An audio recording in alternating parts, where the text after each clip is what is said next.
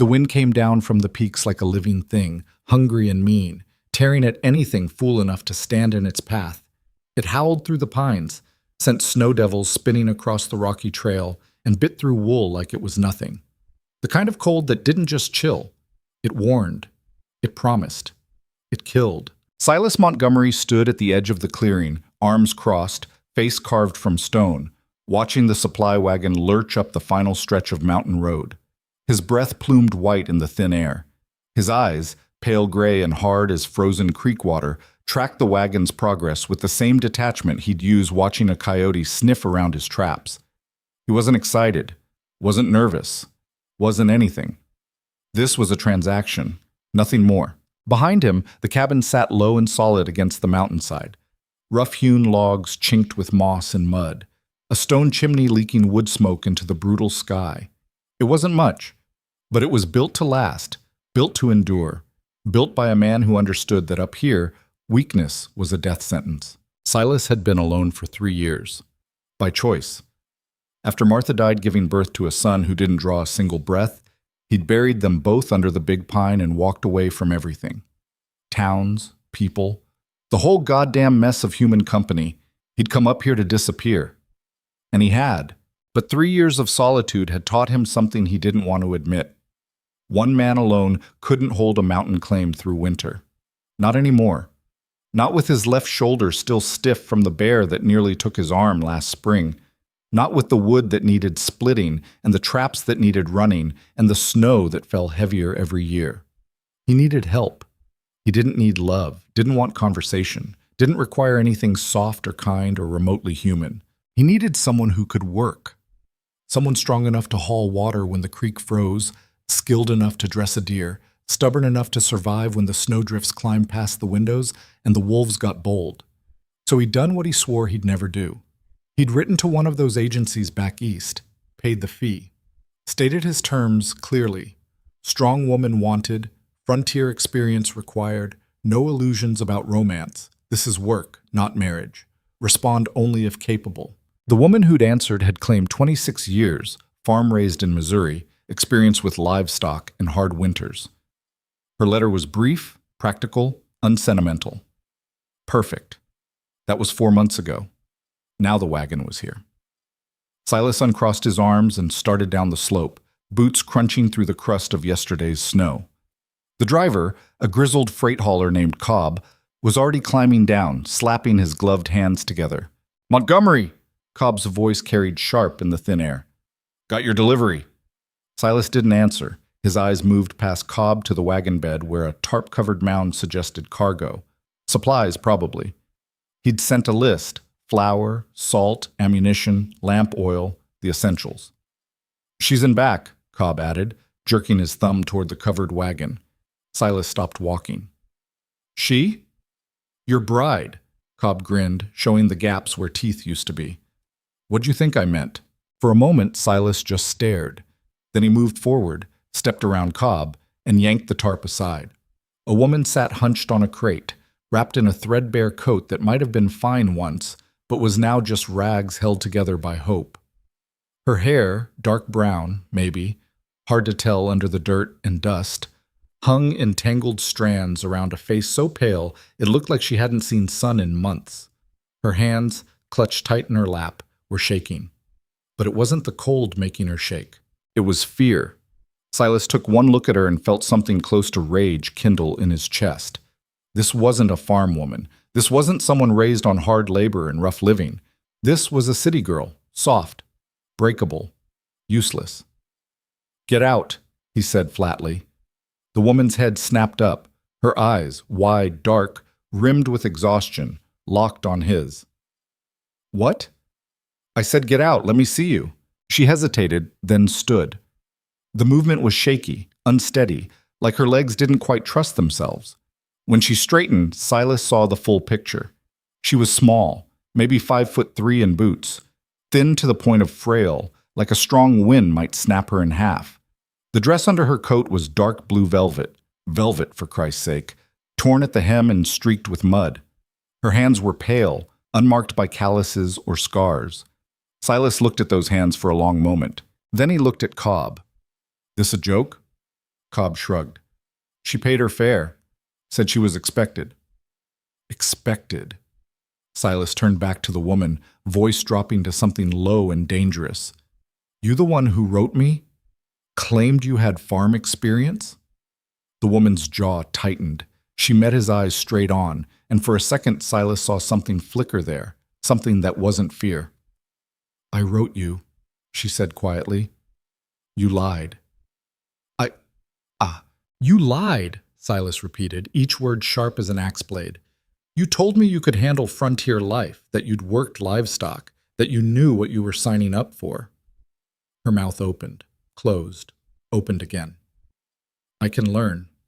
Silas laughed, a short, bitter sound with no humor in it. Learn. Up here. He gestured at the mountains surrounding them, the endless white expanse, the brutal sky. Lady, this isn't a finishing school. Winter's 2 weeks out, maybe less. You know what that means? She didn't answer. It means the snow will be 6 feet deep by Christmas. It means the temperature will drop so low your breath freezes before it leaves your mouth. It means we'll be snowed in for months, and if you can't pull your weight, you'll die. And you'll probably take me with you. The woman's face had gone even paler if that was possible. But she didn't look away. I won't. You will. Silas cut her off. Look at you. You're half-starved already. Hands like that couldn't split kindling, let alone a cord of firewood. You'd last a week up here. Maybe. Silence. The wind howled. Cobb cleared his throat. So, what do you want me to do with her? Silas dragged a hand over his face, suddenly tired. He'd wasted 4 months on this. 4 months and good money, and now he was back where he started. Alone. With winter coming, and no help in sight. Take her back, he said flatly. I'll pay her return fare. Just get her off my mountain. No. The word was quiet, but it landed like a rock in still water. Silas turned slowly. The woman had stepped forward. Her chin was up now, her shoulders squared despite the shaking. Those dark eyes burned. No, Silas repeated, voice dangerously soft. I'm not going back. You don't have a choice. Yes, I do. Her voice was stronger now, gaining heat. We had an agreement. You paid my way here. I accepted your terms. That makes this binding. Binding. Silas took a step toward her. You think a piece of paper means anything up here? You think I'm honor-bound to drag a city girl through winter because she lied on a letter? I didn't lie about everything. No? What part was true? Her jaw worked. For a moment, Silas thought she'd back down, fold, prove him right. She didn't. The part where I said I'd do whatever it takes to survive. Something in her tone made Silas pause. He looked at her, really looked this time, past the torn dress and shaking hands, past the obvious fragility. He looked at her eyes and saw something he recognized. Desperation. Not the ordinary kind, the kind that came from wanting comfort or safety. This was deeper. Rawer. The kind of desperation that came from having absolutely nothing left to lose. He'd seen it before. In the mirror 3 years ago, after he buried his wife and son. It was the look of someone who'd already died once and didn't fear it anymore. What are you running from? He asked quietly. The woman flinched like he'd struck her. That's none of your business. It is if you're bringing trouble to my door. I'm not... She stopped, swallowed. I just need somewhere to be, for a while, somewhere no one will look. And you think this is it? Middle of nowhere, end of the world? Yes. Silas studied her. Every instinct screamed at him to put her back on that wagon, send her down the mountain, wash his hands of whatever mess she was tangled in. But another part of him, a smaller, quieter part, remembered what it was like to have nowhere left to run. He looked at her hands again, at the way she held herself, like she was made of glass and knew it but refused to break anyway. Damn it. Cobb, he said without looking away from the woman. Unload her trunk, if she's got one. Cobb blinked. You sure? No. Do it anyway. The freight hauler shrugged and moved to comply, muttering under his breath about crazy mountain folk. Silas took a step closer to the woman, close enough that she had to tilt her head back to meet his eyes. Listen to me, he said, voice low and hard. I'm giving you one chance, one. You pull your weight, you survive. You don't, you die. I won't coddle you. I won't slow down for you. And I sure as hell won't mourn you if you can't keep up. Understand? She nodded. Say it. I understand. Good. He stepped back. What's your name? Emily. Emily what? A hesitation, brief but noticeable. Just Emily. Silas's eyes narrowed, but he didn't push.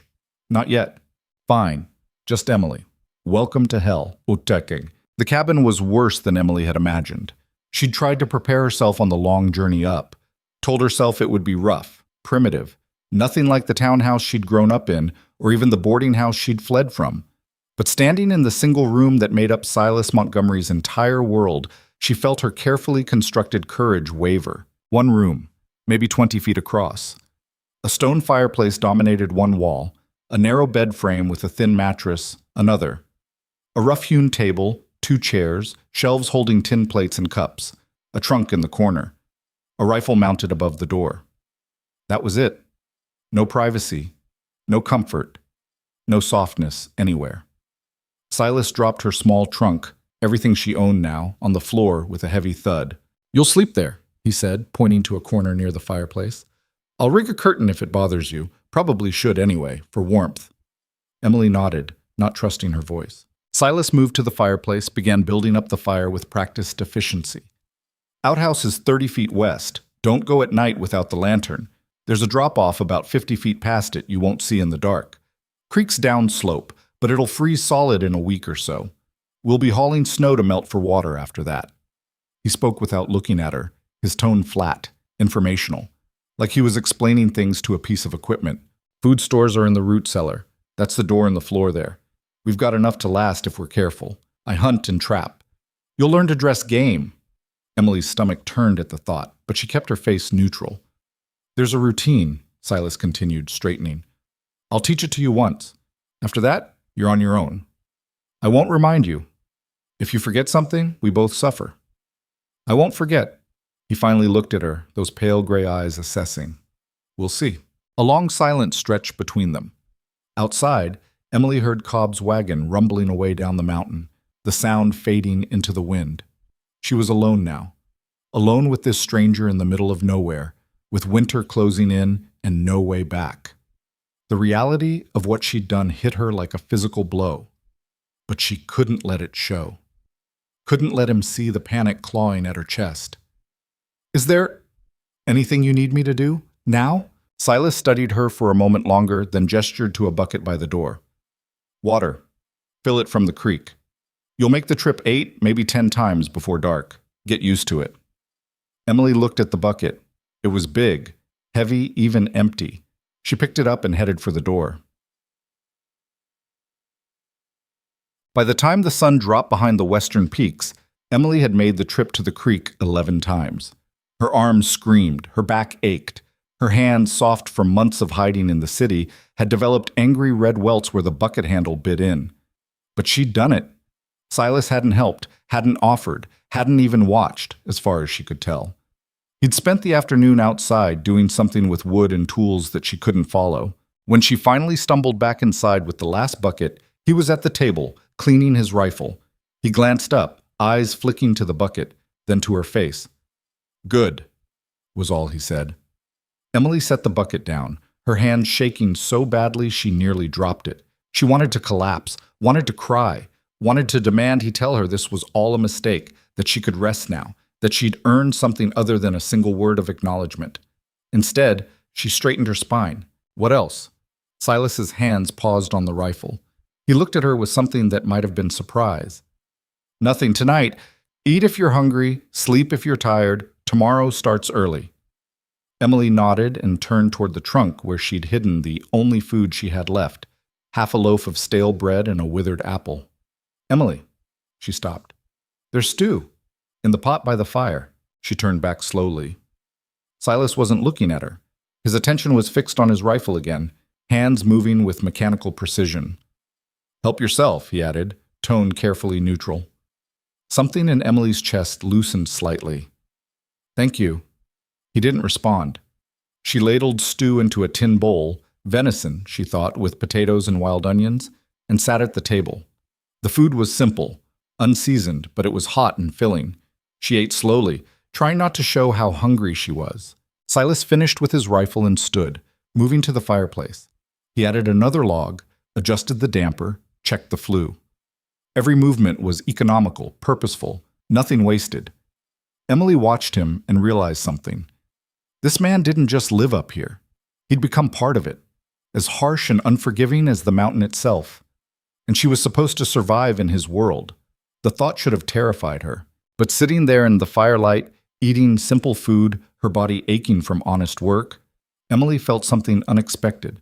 Not hope, exactly, but maybe the faintest possibility of it. She woke to darkness and cold. For a disorienting moment, Emily couldn't remember where she was. The darkness was absolute, pressing in from all sides, and the cold. Then memory crashed back. The cabin. The mountain.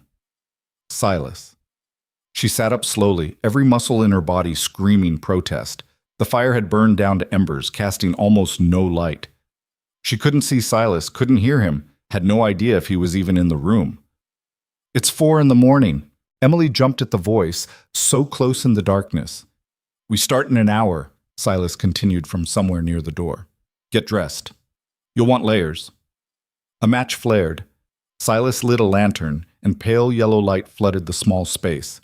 He was already dressed, already moving, checking supplies with the same mechanical efficiency as the night before. Emily forced herself to her feet, biting back a groan as her abused muscles complained. She'd slept in her clothes, hadn't even thought to change, was too exhausted to care. Now she dug through her trunk for something warmer. Everything she owned was wrong for this place. Dresses meant for society, for drawing rooms and dinner parties. Nothing practical, nothing meant for survival. She pulled out the thickest dress she had, dark wool, high-necked, and layered her one decent coat over it. It would have to do. "You'll need better than that," Silas said without looking up. "There's spare gear in the trunk by the bed. Men's clothes, mostly. They'll be big on you, but they're warmer." Emily hesitated. The thought of wearing men's clothing felt strange, improper, but propriety meant nothing up here. She found the trunk and opened it. Inside were wool shirts, thick trousers, a heavy coat lined with fur. She pulled on the trousers under her dress for extra warmth, added 2 shirts over her bodice, shrugged into the coat. Silas had been right. Everything hung loose on her small frame, but it was warmer.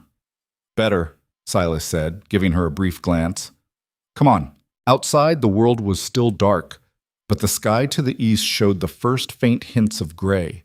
The cold hit like a fist, stealing Emily's breath, making her eyes water. Silas moved through the darkness like it was nothing, heading toward a low structure Emily hadn't noticed before, a rough lean-to built against the side of the cabin. "Firewood," he said, gesturing to the neatly stacked rows of split logs. "This is 3 cords. We'll need double that to make it through winter. Starting today, you split 2 hours every morning. I'll show you how." He pulled an axe from a stump and demonstrated, positioning the log, raising the axe, bringing it down with controlled force. The log split clean. He handed Emily the axe. It was heavier than she expected, much heavier. "Your turn." Emily positioned a log the way he'd shown her, lifted the axe, nearly dropped it from the weight, and brought it down.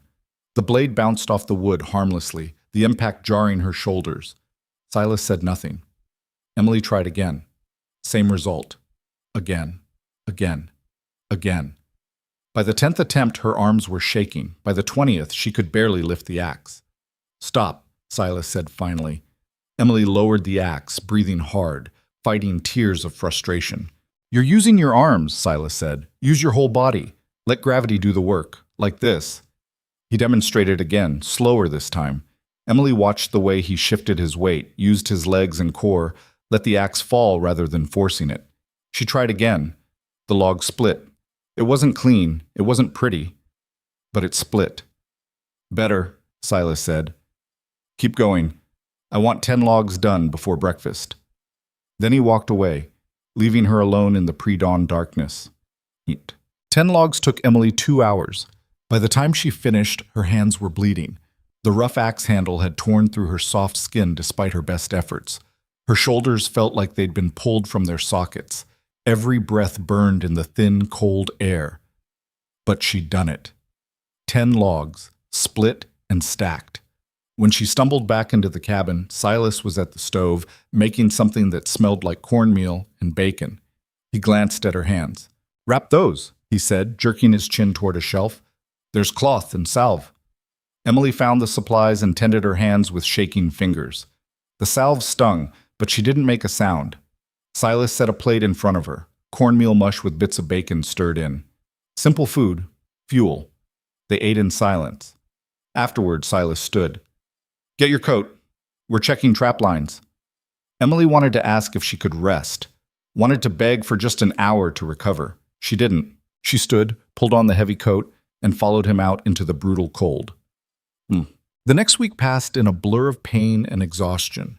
Every day started before dawn with wood splitting, then trap lines, long, brutal hikes through deep snow to check and reset the metal jaws Silas used to catch marten, fox, beaver. Emily learned to read tracks, to set bait, to dispatch trapped animals with a quick blow to the head. She learned to skin them too, to stretch the pelts, scrape them clean, hang them to cure. The work made her sick at first, the blood, the smell, the still warm bodies. But sickness was a luxury she couldn't afford. Afternoons meant other work. Hauling water, gathering pine boughs for insulation, repairing chinked logs, rendering fat, preserving meat. Silas showed her each task once, his instructions terse and precise. Then he expected her to do it herself. She failed constantly. Her first attempt at skinning a marten resulted in a ruined pelt. Her first batch of rendered fat burned and had to be thrown out. She fell through ice-crusted snow so many times she lost count, soaking herself and having to dry her clothes by the fire while Silas watched with that flat, unreadable expression. But she never quit. Every morning she got up. Every day she tried again. And slowly, so slowly she almost didn't notice, she began to improve. Her hands developed calluses. Her muscles, though still aching, grew stronger. She learned to read the mountain's moods, to sense when weather was coming, to move through snow without wasting energy. And Silas noticed. He didn't praise her, didn't acknowledge her progress with words, but his instructions became slightly less curt. When she succeeded at something, he'd give a small nod before moving on to the next task. Once, when she successfully set a complex snare he'd shown her, he paused. "Good," he said. That single word meant more than a dozen compliments from anyone else. 2 weeks after Emily's arrival, the first real storm hit. She woke to absolute silence, the kind of quiet that only comes with heavy snow. When Silas opened the door, a wall of white nearly blocked the entrance. 3 feet had fallen overnight, and more was coming. "This is it," Silas said, already dressed, already moving. "Winter's here. Stay close to the cabin today. We need to dig out, reinforce the roof, make sure the chimney's clear." They worked side by side in the howling wind, shoveling snow, packing it away from the walls, checking for weak points. The cold was brutal, so intense that Emily's exposed skin went numb in minutes. But they didn't stop. Couldn't stop. Because this was survival now, pure and simple. By nightfall, they'd secured the cabin as best they could. Silas had shown Emily where the emergency supplies were kept. The rope tied to the door that led to the outhouse in case of whiteout conditions, the backup firewood stored under the floorboards, the extra blankets and cold weather gear. "If something happens to me," he said matter-of-factly, "you'll need to know this." Emily stared at him. "What do you mean, if something happens?" "Well, I could break a leg, could get caught in a slide, could run into a bear that doesn't want to hibernate yet." He spoke like he was listing items on a shopping list. "Up here, anything can happen. You need to be able to survive alone if it does." The thought terrified her more than she wanted to admit, but she nodded. "Show me everything." So he did. Over the next few hours, as snow piled higher outside and wind rattled the shutters, Silas taught Emily every survival skill he knew. How to start a fire with damp wood, how to melt snow for water efficiently, how to ration food, how to signal for help if rescue was even possible. Emily absorbed it all, committing every detail to memory. Because somewhere along the way, something had changed. This wasn't just about hiding anymore, wasn't just about running from her past. This was about living, really living, on her own terms, strong enough to face whatever came. And as she sat by the fire that night, watching Silas clean his rifle with the same methodical precision he brought to everything, Emily realized something else. She wasn't the same woman who'd stepped off that wagon 2 weeks ago. That woman had been fragile, desperate, broken. This woman, the one with calloused hands and aching muscles, the one who could split wood and set traps and walk for hours through snow, was different, harder, stronger. Still terrified, still uncertain, but not broken, not anymore. Tinnig. The incident with the wolf happened 3 weeks into winter. Silas had gone down the mountain to check the lower trap lines. A 2-day trip in good conditions, longer in heavy snow. He'd left Emily with strict instructions. Stay inside, keep the fire going, don't open the door for anything. She'd nodded, said she understood. And she had, really. But understanding and facing reality were different things. The first day alone was fine. Emily kept busy, mending clothes, organizing supplies, rationing food carefully. The cabin felt larger without Silas, but not empty. Not yet. The second day the wolves came. She heard them first, distant howls echoing through the peaks, getting closer.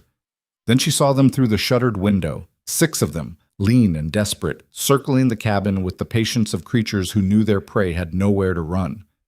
Emily's heart hammered against her ribs. Silas had warned her about wolves, told her they usually avoided humans, but in deep winter, when prey was scarce, all bets were off. These wolves were starving, and they'd smelled the meat hanging in the smokehouse. Emily watched them circle, watched the alpha, a massive gray male, test the smokehouse door with his shoulder.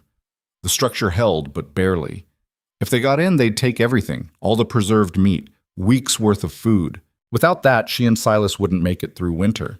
Emily looked at the rifle mounted above the door. Silas had shown her how to load it, how to aim, how to fire. But he'd also said very clearly, don't waste ammunition. Every shot has to count. She had maybe 20 rounds for the rifle. That was it. If she missed, if she just scared the wolves off instead of stopping them, they'd come back, again and again, until they got what they wanted. Emily's hands shook as she lifted the rifle from its mount. The weight was familiar now. Silas had made her practice, had drilled her on stance and sight picture and breath control. But practicing on targets was different from this. She cracked the door open, cold air rushing in, making her eyes water. The wolf's head snapped toward her. For a moment, everything froze. Emily raised the rifle to her shoulder, sighted down the barrel at the alpha male. He was maybe 40 feet away, close enough that she could see his ribs showing through his thick winter coat, see the hunger in his yellow eyes. He took a step toward her. Emily's finger found the trigger.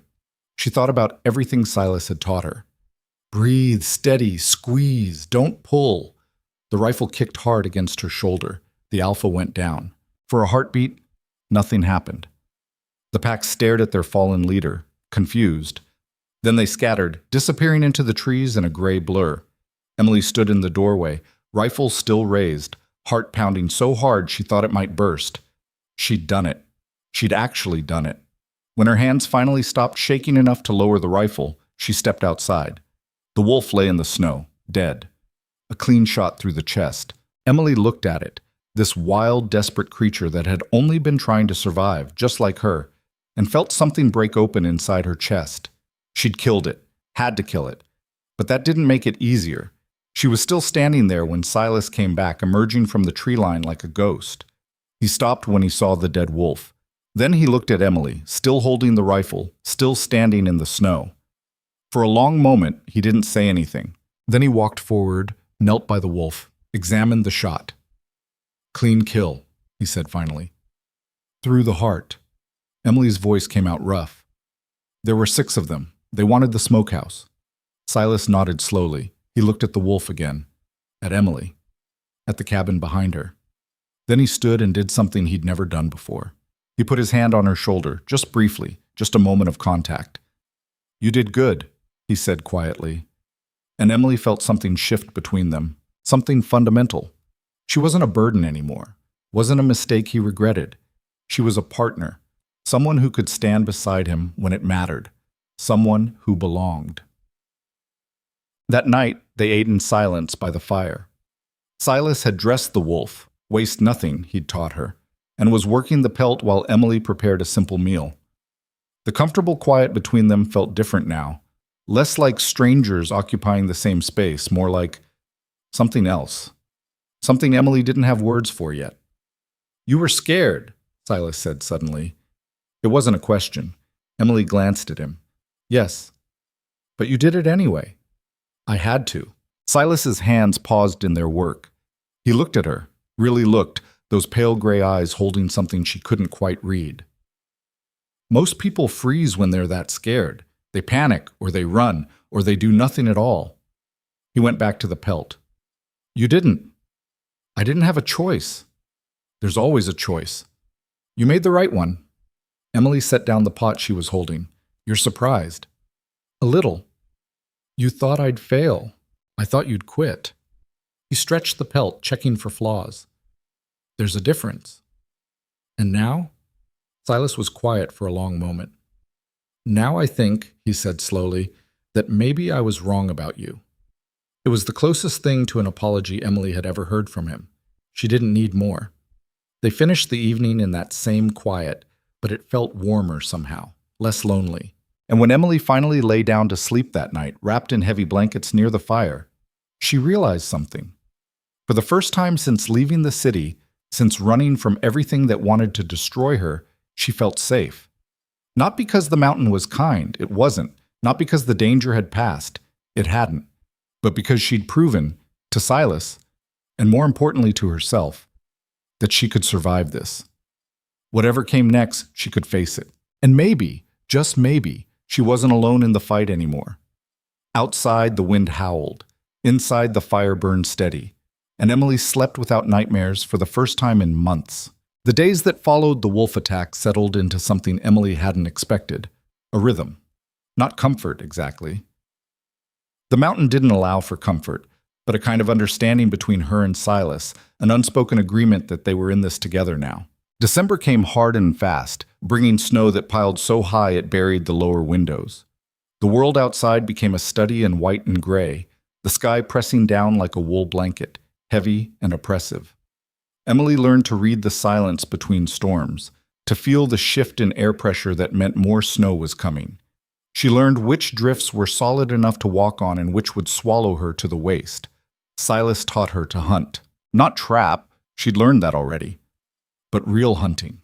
Tracking deer through the snow, moving silent as smoke through the pines, reading signs in broken branches and disturbed ground. The first time she pulled the trigger on a living animal, a young buck standing broadside at 60 yards, her hands shook so badly she nearly missed. Nearly. The buck dropped clean, and Silas nodded once, the closest he came to praise. They field-dressed it together in the fading light, steam rising from the open body cavity into the frozen air. Emily's hands were red to the elbows with blood by the time they finished, but she didn't flinch anymore, didn't look away. This was survival. This was life. You killed what you needed to live, and you wasted nothing. "You're getting good at this," Silas said one evening as they worked side by side, cutting venison into strips for drying. His tone was matter of fact, but Emily caught something underneath it, something like respect. "I had a good teacher." "I didn't teach you not to quit. You brought that yourself." Emily glanced at him, surprised. Silas rarely volunteered observations about anything, let alone about her. He kept his eyes on his work, but continued. "Most people, they hit their limit, and that's it. They're done. But you—" He paused, choosing words carefully. "You don't seem to have one." "Everyone has a limit. Maybe. Haven't seen yours yet." They worked in silence for a while, the only sounds the scrape of knives and the pop of logs in the fireplace. Outside, wind battered the shutters, but inside felt almost warm, almost safe. "Can I ask you something?" Emily said finally. Silas didn't look up. "You can ask. Why did you really let me stay that first day? You could have sent me back." His hand stilled for a moment. When he spoke, his voice was quieter than usual. "I told myself it was practical, that I needed help, and you were here, so I might as well try." He set down his knife, looked at the fire instead of at her. "But the truth? I saw something in your eyes that day. Same thing I saw in the mirror after Martha died. That look people get when they've got nothing left to lose." Emily's chest tightened. "What look?" "The kind that means you'll either survive or die trying. No middle ground." He picked up his knife again, went back to work. "Figured if you had that in you, maybe you'd make it. Maybe you wouldn't, but at least you'd go down fighting. And now I think you might actually make it through winter." He glanced at her, the ghost of something that might have been a smile crossing his face. "Hell, you might even make it through next winter, too."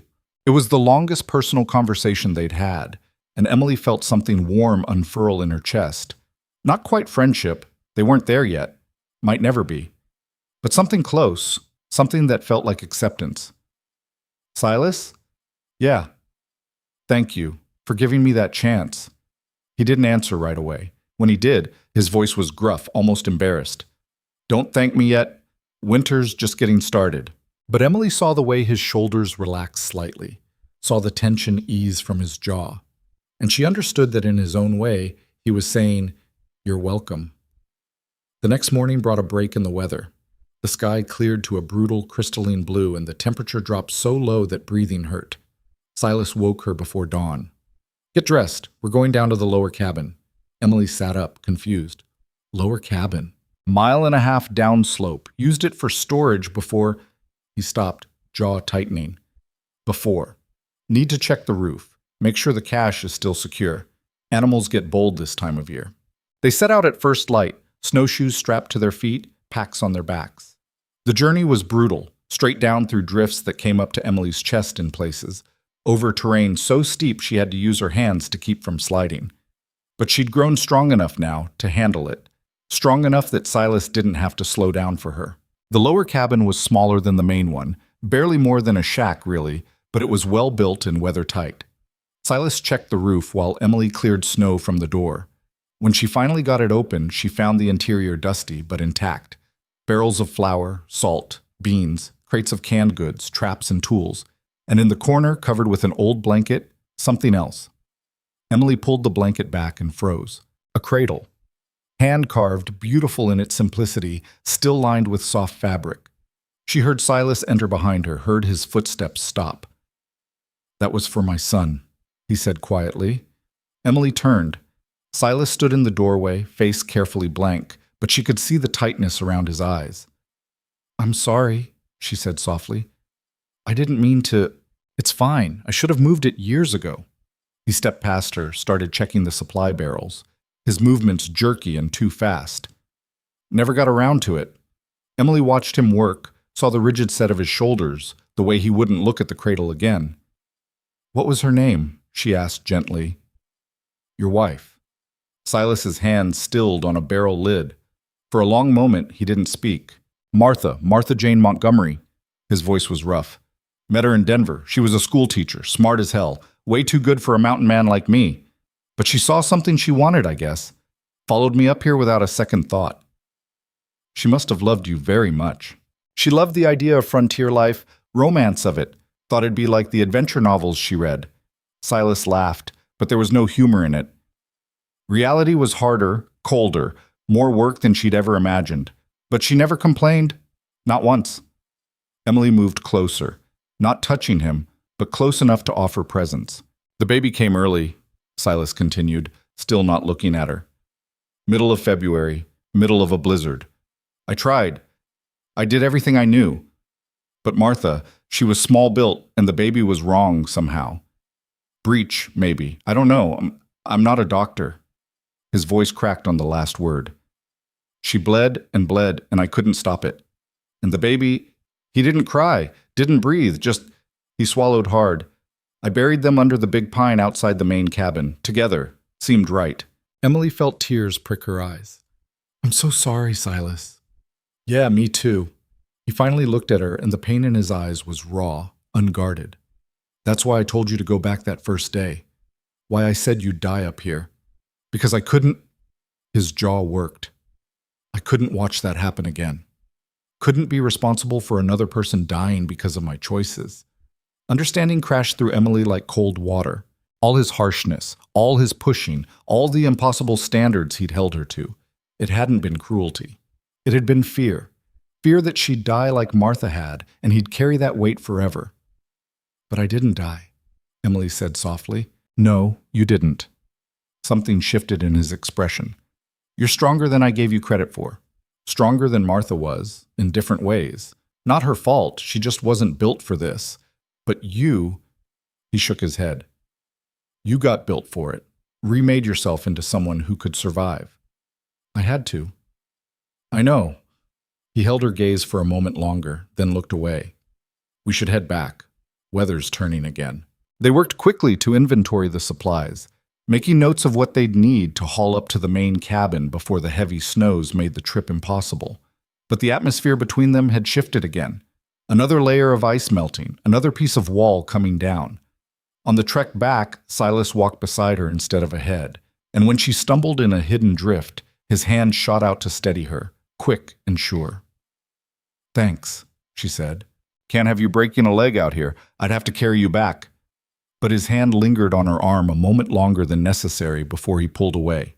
That night, as they ate dinner by the fire, Emily found herself studying him, really looking at him for the first time without the filter of fear or exhaustion or desperation. He was handsome in a harsh way, all angles and hard edges, like the mountain had carved him from granite. His hair was dark brown, shot through with gray at the temples, though he couldn't be more than 35. His hands were scarred and calloused, the hands of a man who'd worked hard his entire life. But it was his eyes that caught her, those pale gray eyes that had seemed so cold at first. She saw now that they weren't cold at all, just careful, guarded, the eyes of someone who'd lost too much and couldn't afford to risk more. You're staring, Silas said without looking up from his plate. Emily felt heat rise to her cheeks. Sorry, I was just thinking. About? About how much has changed since I got here. Now he did look up, one eyebrow raised slightly. For better or worse? Better, Emily said without hesitation. Definitely better. Something flickered across his face, surprise, maybe, or pleasure. He looked down quickly, but not before Emily saw the corners of his mouth quirk up.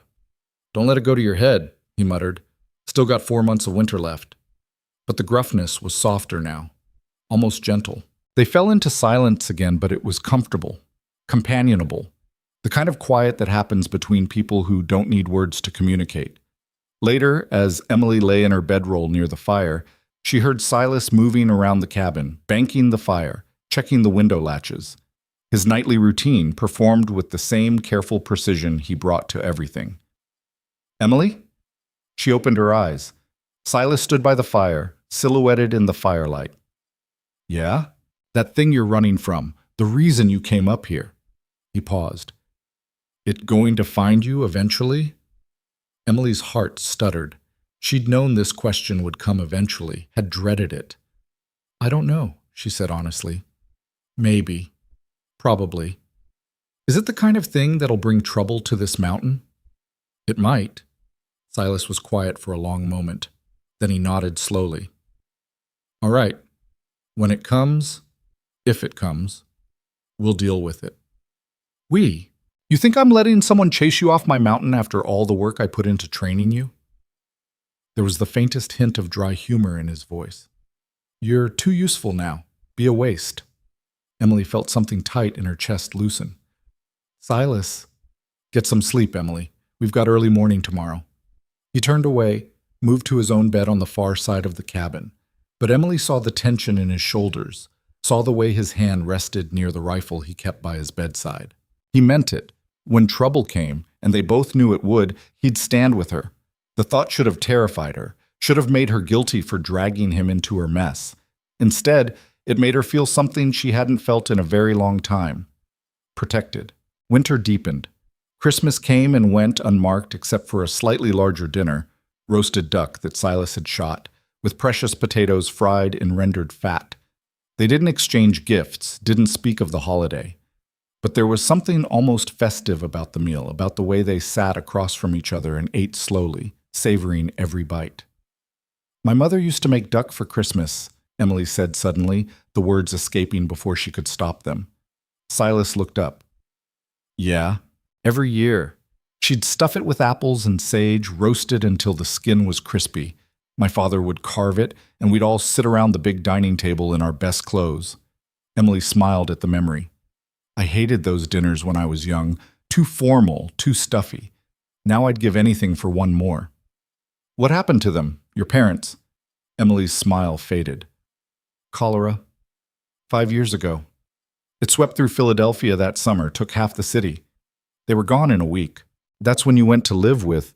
Silas stopped, realizing he was probing. But Emily found she didn't mind, not with him. My uncle, my father's brother. He took me in, managed my inheritance until I came of age. Her voice went flat. Or that's what he was supposed to do. Silas waited, not pushing. He gambled it away. All of it. The house, the investments, everything. By the time I found out, there was nothing left. I was destitute. Emily stared into the fire. He tried to fix it by selling me, arranged a marriage to one of his business associates, an old man, twice widowed, looking for a young wife to warm his bed and bear his heirs. You ran. I ran, took what I could carry, and disappeared into the city. Lived in boarding houses, worked when I could find it, moved every few weeks to stay ahead of them. She looked at Silas. My uncle couldn't let it go.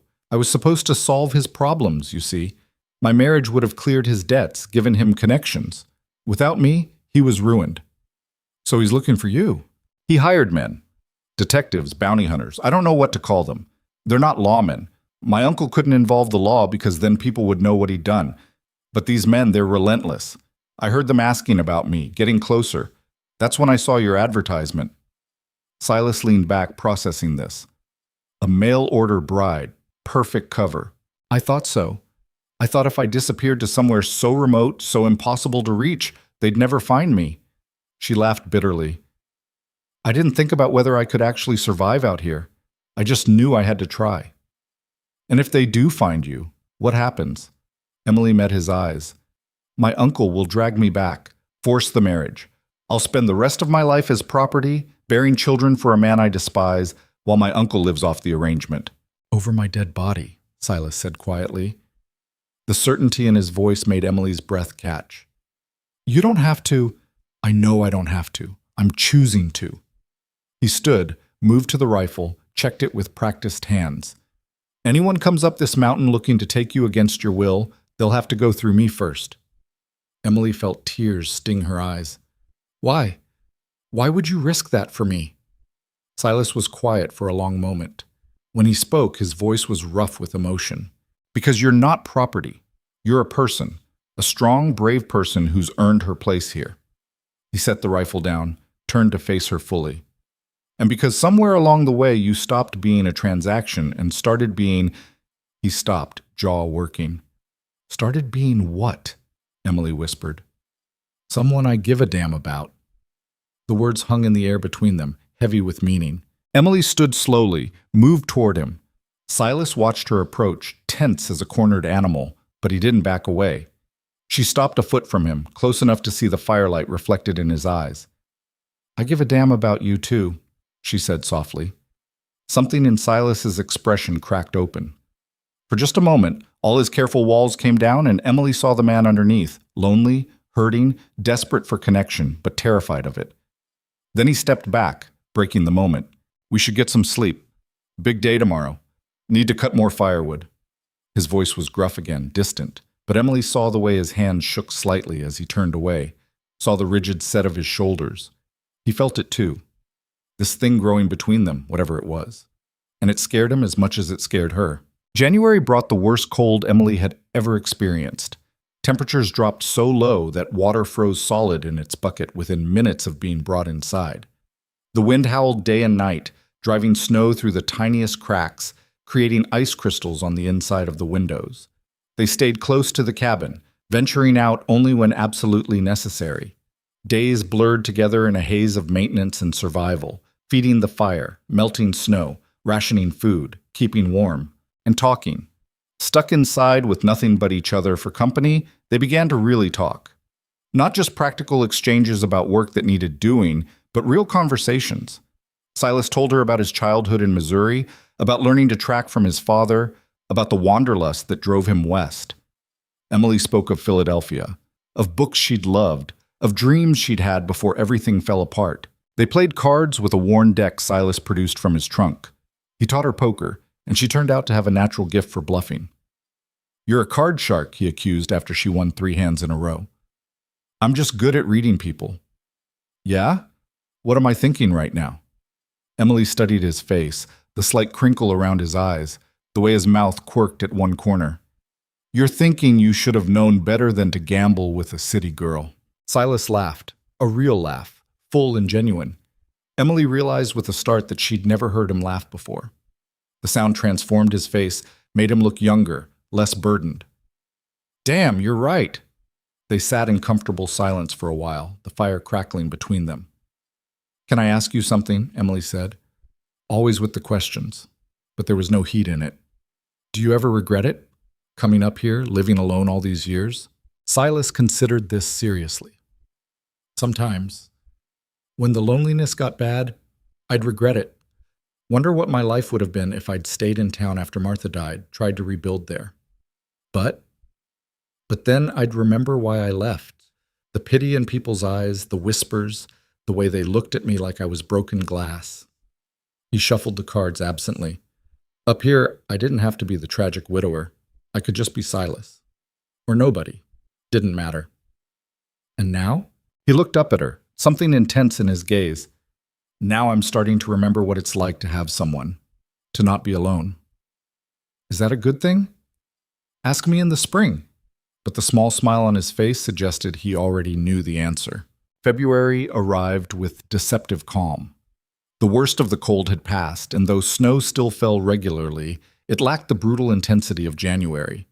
Silas said this was normal, the mountain's way of lulling people into complacency before delivering one last knockout punch. He was right. The storm hit on the 15th, coming out of nowhere with terrifying speed. One moment the sky was overcast but peaceful. The next, the world disappeared into white chaos. "Get inside!" Silas shouted over the wind, already herding Emily toward the cabin. "This is going to be bad." They barely made it through the door before the full force of the blizzard hit.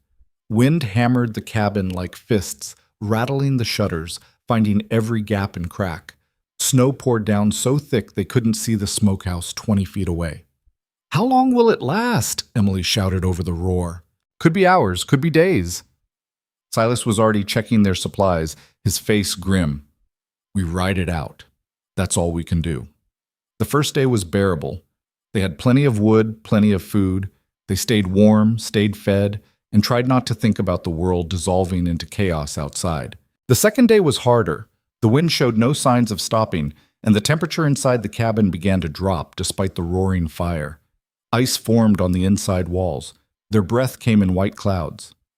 "We're losing heat," Silas said, checking the chimney. "Damper's working, but the wind's creating a backdraft. If this keeps up—" He didn't finish the sentence. He didn't have to. If they couldn't maintain heat, they'd freeze to death in their own cabin.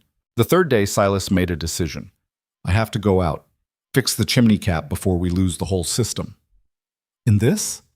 Emily stared at him like he'd lost his mind. "You can't see 3 feet in front of your face." "I know, but if I don't fix it, we're dead anyway. Slower, but just as dead." "Then I'm coming with you." "No." "Yes." Emily grabbed her coat. "You need someone to hold the ladder, hand you tools. You can't do it alone." "Emily, we're partners, remember? You don't get to play hero and leave me inside while you risk your neck." Silas looked at her for a long moment. Then he nodded once, sharp. "All right, but you do exactly what I say, when I say it. Understand?" Understood. They roped themselves together, literally, a length of thick rope tied around both their waists. Silas went first, forcing his way through wind that threatened to knock them both flat. Emily followed, head down, one hand on the rope, the other clutching the tool bag. The world outside was madness. White everywhere, wind screaming, cold so intense it burned. Emily couldn't see Silas, even though he was only a rope length ahead. Couldn't see the cabin behind her, couldn't see anything but white chaos. Then Silas's hand grabbed hers, pulling her close. "Ladder's here!" he shouted directly into her ear. "Hold the base!" Emily wrapped her arms around the ladder, already crusted with ice, and braced herself. She felt more than saw Silas climb, felt the ladder shake with each step. Minutes passed, or maybe hours. Time lost meaning in the screaming white. Then Silas was climbing down, moving fast. His face when he reached her was pale, lips blue with cold. "Done! Go!" They stumbled back toward the cabin, following the rope like a lifeline. Emily's legs were numb. Her face felt frozen, and she couldn't feel her fingers anymore. But they made it. Silas shoved her inside, slammed the door, and immediately they both collapsed by the fire. For several minutes, neither could speak. They just sat there, shaking, waiting for feeling to return to frozen limbs.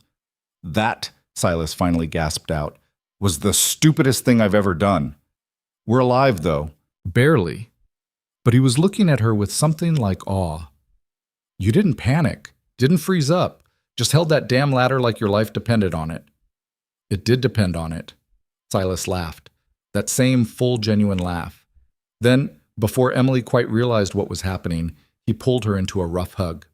Thank you, he said into her hair. I couldn't have done that alone. Emily's arms came up around him, holding tight. He was solid and warm and real, and she never wanted to let go. When they finally pulled apart, something had shifted again. Another wall down. Another layer of ice melted. Silas's hand came up, brushed a strand of wet hair from her face. His touch was gentle, hesitant. Emily, whatever he was going to say was lost as the chimney suddenly roared to life, drawing properly again. Heat flooded the cabin, blessed and immediate. The moment broke. Silas pulled back, cleared his throat. Good, that should hold us. Yeah, Emily managed. Good. But later that night, as the storm finally began to ease and they lay in their separate beds, Emily could still feel the phantom warmth of his arms around her, and she knew with absolute certainty that she was falling for this gruff, damaged mountain man.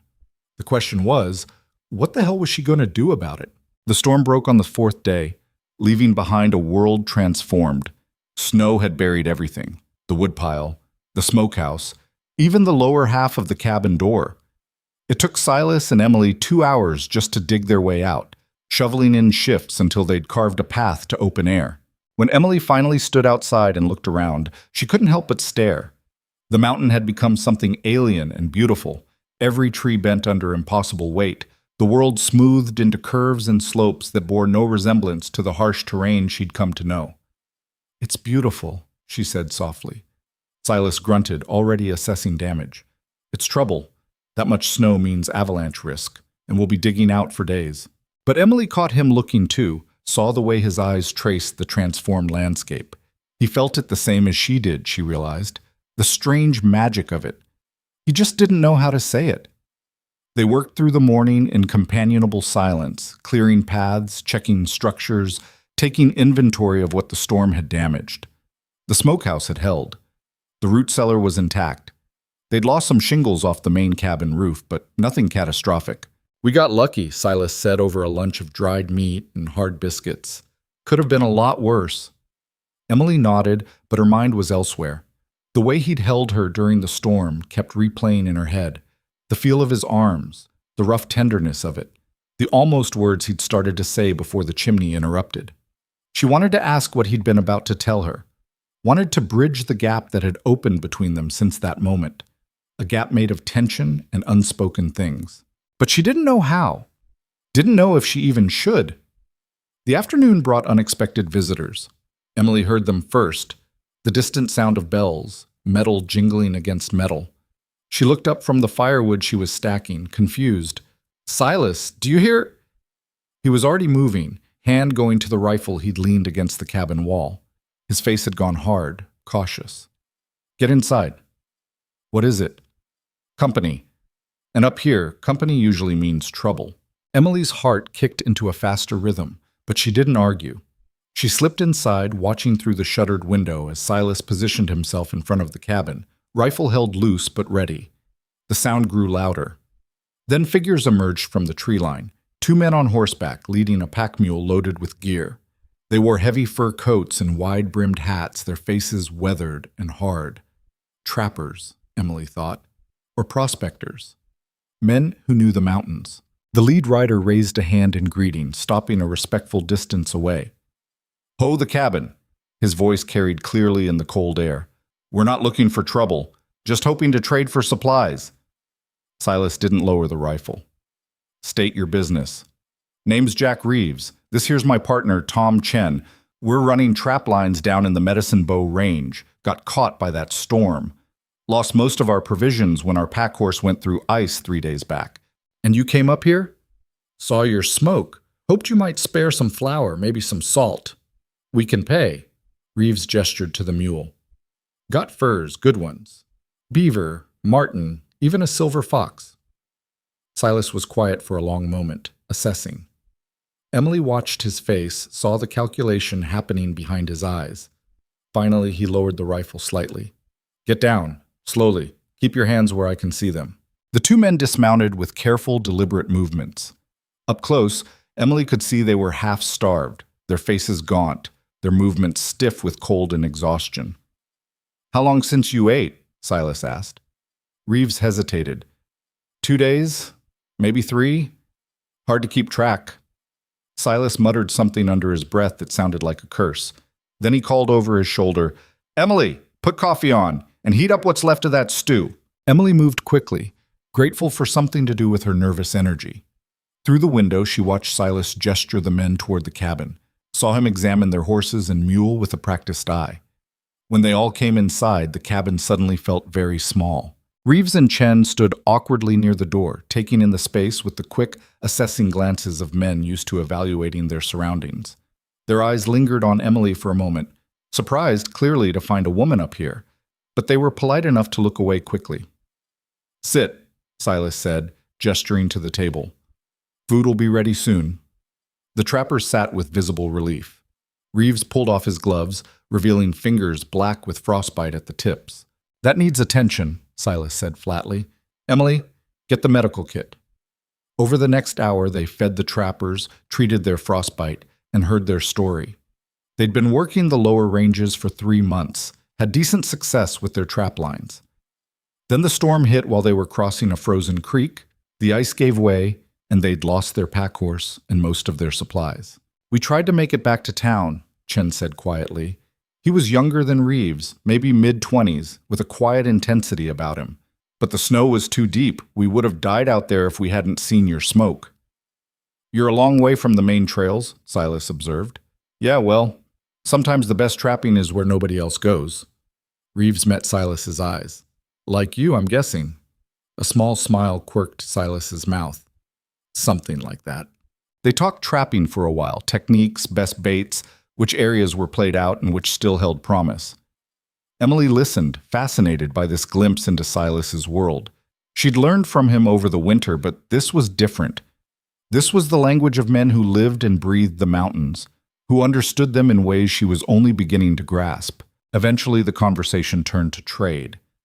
Silas examined the furs they'd brought, running his hands over the pelts with an expert touch, checking for quality and condition.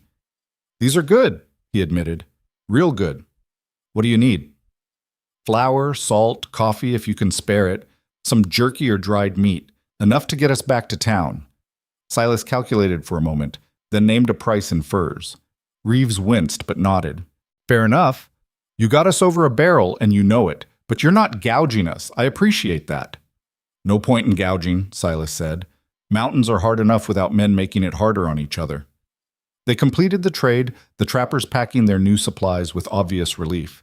As they prepared to leave, Reeves paused at the door.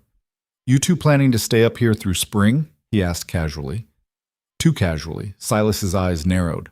Why? No reason, just... Reeves exchanged a glance with Chen. We heard some talk in the last town we passed through. Men asking questions about a woman. Young, dark-haired, city-bred. Said she'd run off from family back east. Big reward for information about her whereabouts. Emily felt the blood drain from her face. Beside her, Silas had gone very still. That's so, he said flatly. Yeah, we didn't think much of it at the time. Lots of people come west to disappear. But then we get up here and find you've got a woman fitting that description. Reeves held up his hands quickly. Not saying it's her, not saying anything. Just thought you should know people are asking. How many men? Silas's voice had gone cold, dangerous. 3 that we saw. Hard-looking types. Not law, but not trappers either. The kind you hire when you want something done and don't care how. Chen spoke up for the first time in a while. They were offering good money for solid information, and they were heading this direction when we left. Emily's legs felt weak. She reached for the table to steady herself. Silas stepped forward, his presence suddenly intimidating. You tell them anything? No, Reeves said firmly. And we won't. You helped us when we needed it. I don't forget that kind of thing. But those men, they're not going to stop looking. And if they're systematic about it, asking at every cabin in camp, they'll get here eventually, Silas finished. Yeah. A heavy silence fell over the cabin. Finally, Silas nodded once. Appreciate the warning. Least we could do. Reeves pulled his gloves back on. You two watch yourselves. Men like that, they don't take no for an answer. After the trappers left, Emily and Silas stood in the cabin, not looking at each other. So, Silas said finally, they found you. Not yet, but they're close. Emily's voice shook despite her efforts to control it.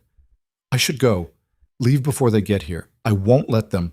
You're not going anywhere. Silas, you don't understand. These men, they're not going to just ask politely and leave. They'll hurt you to get to me. I said you're not going anywhere. He turned to face her, and the intensity in his eyes took her breath away.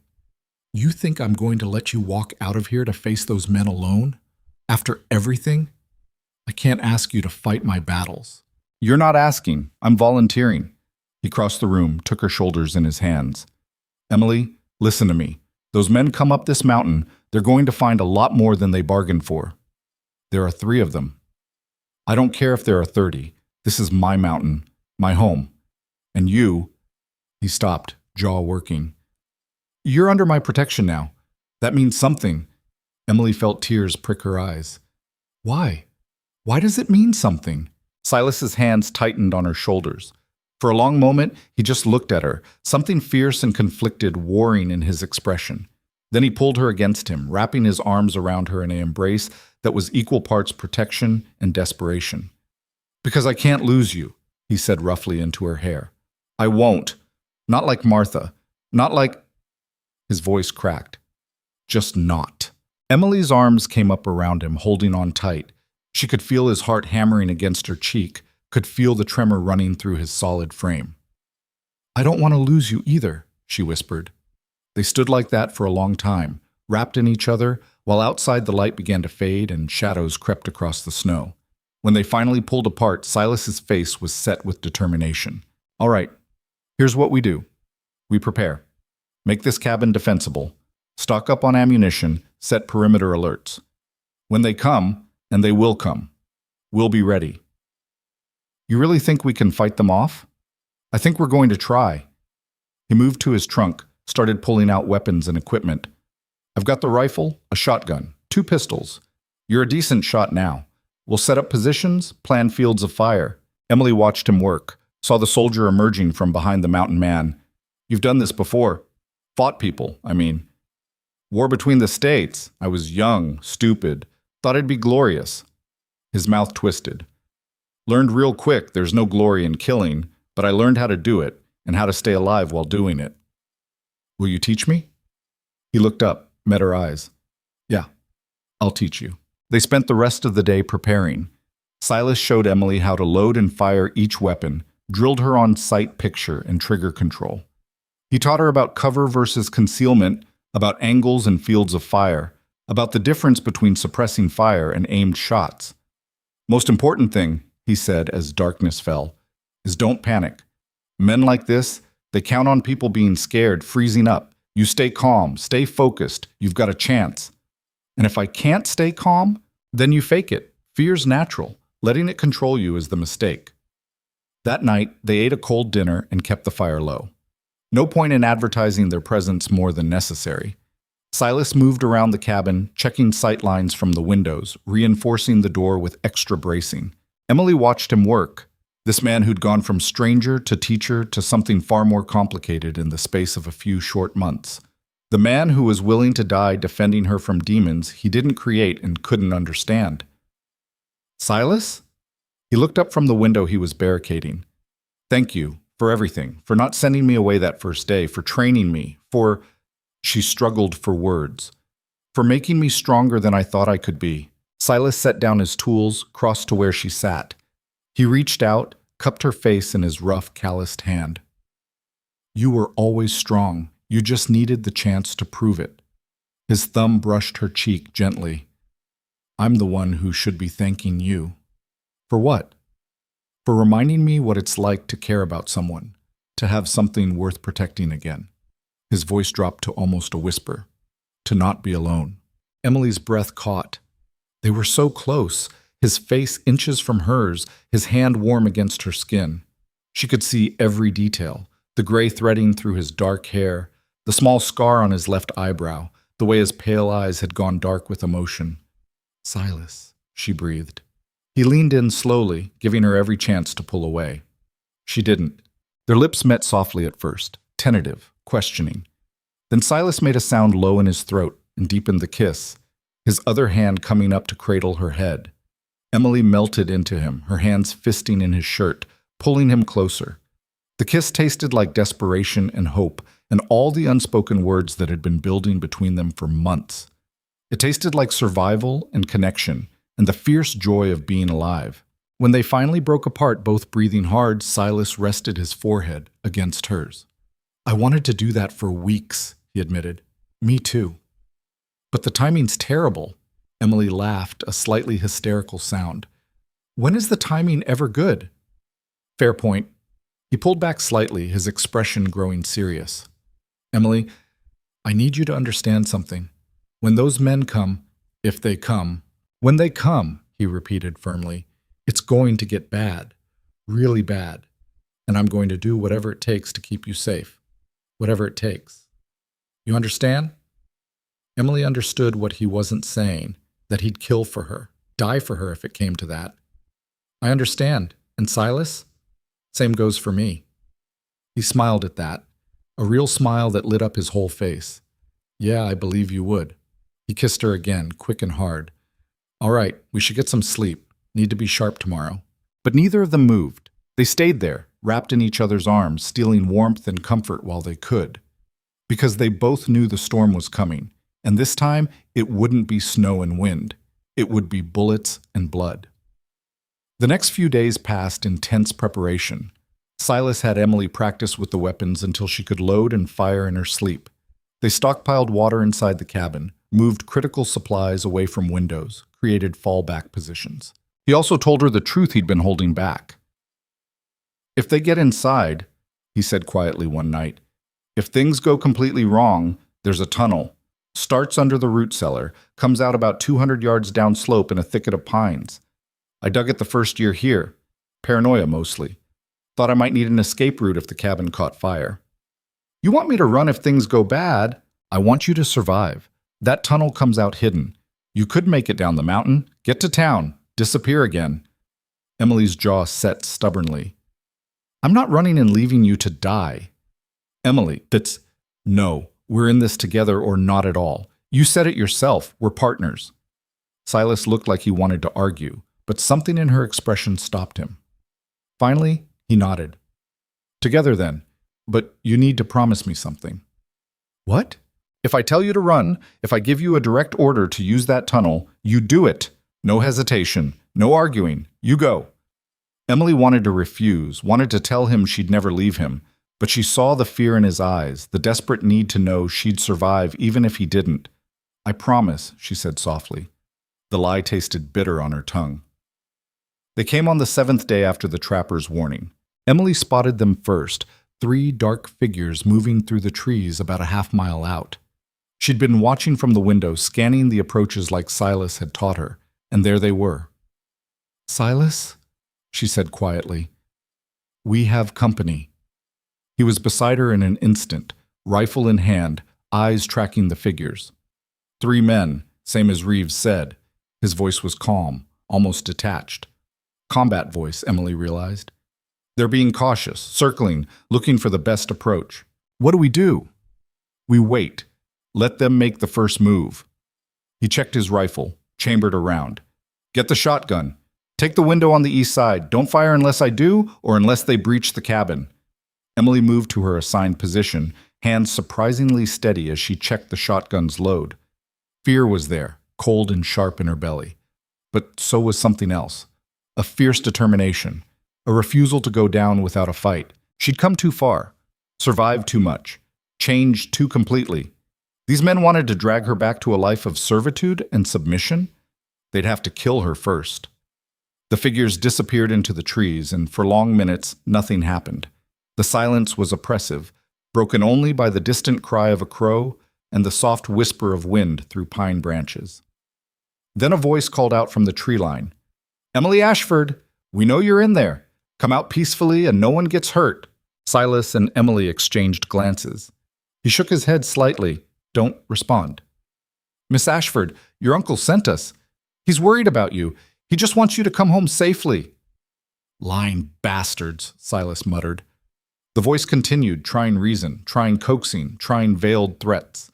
Emily kept her eyes on her assigned field of fire, watching for movement. She saw it. A flash of dark fabric behind a tree, maybe 60 yards out. "Silas, 2 o'clock. Behind the big pine." "I see him. Hold fire." More silence. Then the voice again, but different now, harder. "Last chance, Miss Ashford. We're authorized to use force if necessary. Your uncle wants you alive, but he didn't say you had to be unharmed." Silas called back then, his voice carrying cold and clear. "The lady's not interested in your offer. Turn around and walk away while you still can." A pause. Then laughter from the trees. "And who are you? Her protector? Some mountain trash thinks he can stand against us? I'm the man who's going to kill you if you take another step toward this cabin. Big talk from someone we outnumber. Numbers don't mean much when you're the one standing in the open and I'm the one behind cover with a rifle." Silas's voice was almost conversational. "Tell you what, I'll give you the same chance you gave us. Turn around, walk away, live to see tomorrow." Another pause, longer this time. Then a gunshot cracked through the air, and wood exploded from the cabin wall 6 inches from Emily's window. "Guess that's their answer," Silas said calmly. "Return fire." Emily squeezed the trigger, the shotgun kicking hard against her shoulder. She didn't know if she hit anything, but she saw movement in the trees, men diving for cover. Silas fired twice, methodical and precise. Someone screamed. "Got one," he said with grim satisfaction. Gunfire erupted from multiple positions now. Bullets punched through the shutters, thudded into the log walls. Emily ducked instinctively as splinters flew, then forced herself back up to return fire. This was nothing like target practice. This was chaos and noise and the smell of gunpowder and the terrifying knowledge that men were trying to kill her. But Silas had prepared her well. His calm voice cut through her panic. "Emily, reload, then east window. I saw movement." She reloaded with shaking hands, moved to the new position, fired at a shadow running between trees. The battle settled into a vicious rhythm. The attackers would fire, forcing Emily and Silas to take cover. Then during the lull while they reloaded, Emily and Silas would return fire, keeping the attackers pinned down. Minutes stretched into an hour. Emily lost track of how many times she'd fired, reloaded, fired again.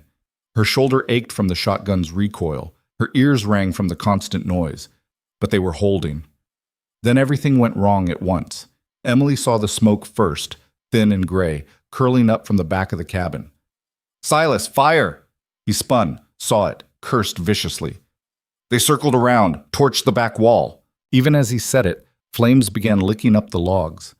The attackers had used the gunfight as a distraction, while one of them snuck around and set the cabin ablaze. "We can't stay here," Silas said, already moving. "We need to—" A crash from the door. Someone was trying to force their way in. "Take the back window," Silas shouted. "I'll hold the door. Go!" But Emily saw his position, saw how exposed he'd be, fighting at the door while fire raged behind him. She made a choice. Instead of running, she grabbed the bag of blasting powder Silas used for clearing stumps. She'd watched him use it, knew the basics. "Emily, what are you—" "Trust me." She wrapped a bundle of powder in cloth, inserted a short fuse, and moved to the door. The men outside were still trying to force it. She could hear them grunting with effort, could see the door shuddering in its frame. Emily lit the fuse, cracked the door open just wide enough, and threw the bundle out. Then she slammed the door and dove for cover. "Down!" she screamed. The explosion was enormous. A concussive wave that rattled the entire cabin, blew out the remaining glass in the windows, sent debris flying in all directions. When Emily's ears stopped ringing enough to hear, there was silence outside. She looked up. Silas was staring at her with an expression somewhere between horror and admiration. "That was insane," Emily offered. "I was going to say brilliant." He grabbed her hand, pulled her up. But we need to move, now, the fire's spreading. They grabbed what they could, weapons, ammunition, a pack of supplies, and headed for the root cellar. Behind them, flames were consuming the cabin, smoke pouring through the ceiling. Silas pulled up the trapdoor, revealing the tunnel beneath. Go! I'm right behind you. Emily dropped into the darkness, her hands finding the rough walls. She could hear Silas following, could hear the roar of fire above them. They crawled through the narrow passage, dirt raining down as the cabin structure groaned and cracked overhead. Emily's lungs burned, her hands scraped raw against rock and root. Then ahead, light, the tunnel exit. She burst out into open air, gasping, rolling clear. Silas emerged a second later, and they both scrambled away from the exit just as a section of the tunnel collapsed behind them. They lay in the snow, breathing hard, covered in dirt and ash. Above them, on the ridge, Silas's cabin burned like a torch against the gray sky.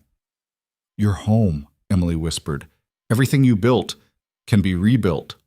Silas sat up slowly, checking her for injuries with quick, efficient hands. You hurt? No. You? I'm fine. He looked back at the burning cabin, his expression unreadable. We need to keep moving. At least one of those men is still alive, maybe more. As if summoned by his words, a figure appeared at the tree line above them. One of the attackers, battered and bleeding but still armed. He raised his pistol. Silas was faster. His rifle came up, he fired, and the man dropped. For a moment, nothing moved. Then Silas lowered the rifle. That's all of them. You're sure? I'm sure. He stood, offered her his hand.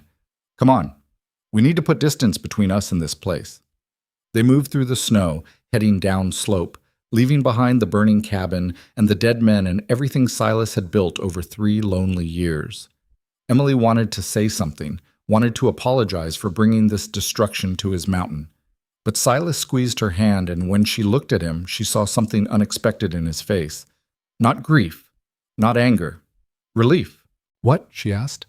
I was just thinking, he said slowly. That place, it was never really a home, just a place to hide, to bury myself away from the world. And now? He stopped, turned to face her fully. Behind them, smoke rose into the gray sky. Around them, the mountains stretched in endless white. Now I'm thinking maybe it's time to stop hiding. He cupped her face in his hands, thumbs brushing her cheeks. Both of us.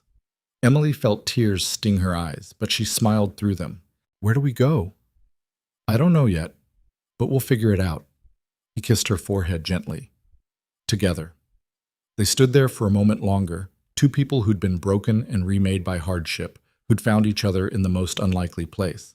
Then Silas pulled back, became practical again. Come on. There's a ranger station about 10 miles south. We'll hole up there, regroup, figure out our next move. They started walking, leaving the pass burning behind them. And despite everything, despite the violence, the loss, the uncertain future, Emily felt something she hadn't felt in a very long time. Hope. The ranger station was a squat log structure half buried in snow, abandoned for the winter but still solid. Silas forced the door open with his shoulder, and they stumbled inside, both exhausted and covered in ash and grime. The interior was sparse, a single room with a cold stove, 2 cots, and shelves holding basic supplies. It's not much, Silas said, already moving to check the stove, but it's shelter. We'll rest here tonight, then figure out our next move. Emily collapsed onto one of the cots, her legs finally giving out. The adrenaline that had carried her through the battle and the escape was draining away, leaving her shaky and hollow. She could still smell smoke in her hair, still feel the kick of the shotgun against her shoulder, still see the cabin burning, still see Silas shooting that man. You killed them, she said softly. Silas paused in his work, then continued feeding kindling into the stove. Yes. Does it get easier? The killing? No. He struck a match, held it to the tinder. Anyone who tells you it gets easier is lying or broken. You just learn to live with it. How? He was quiet for a long moment, watching the flames catch and grow. By remembering why you did it. Those men came to hurt you, to drag you back to a life you didn't want. They made their choice. We made ours. Emily wrapped her arms around herself, suddenly cold despite the growing warmth from the stove. My uncle won't stop. He'll send more. I know. And next time we might not be so lucky. Silas turned to face her, his expression serious. Which is why we're not waiting for next time. We're going on offense. Emily blinked. What do you mean? I mean, we stop running. We stop hiding. We go after the real problem. He crossed to her, crouched down so they were eye level.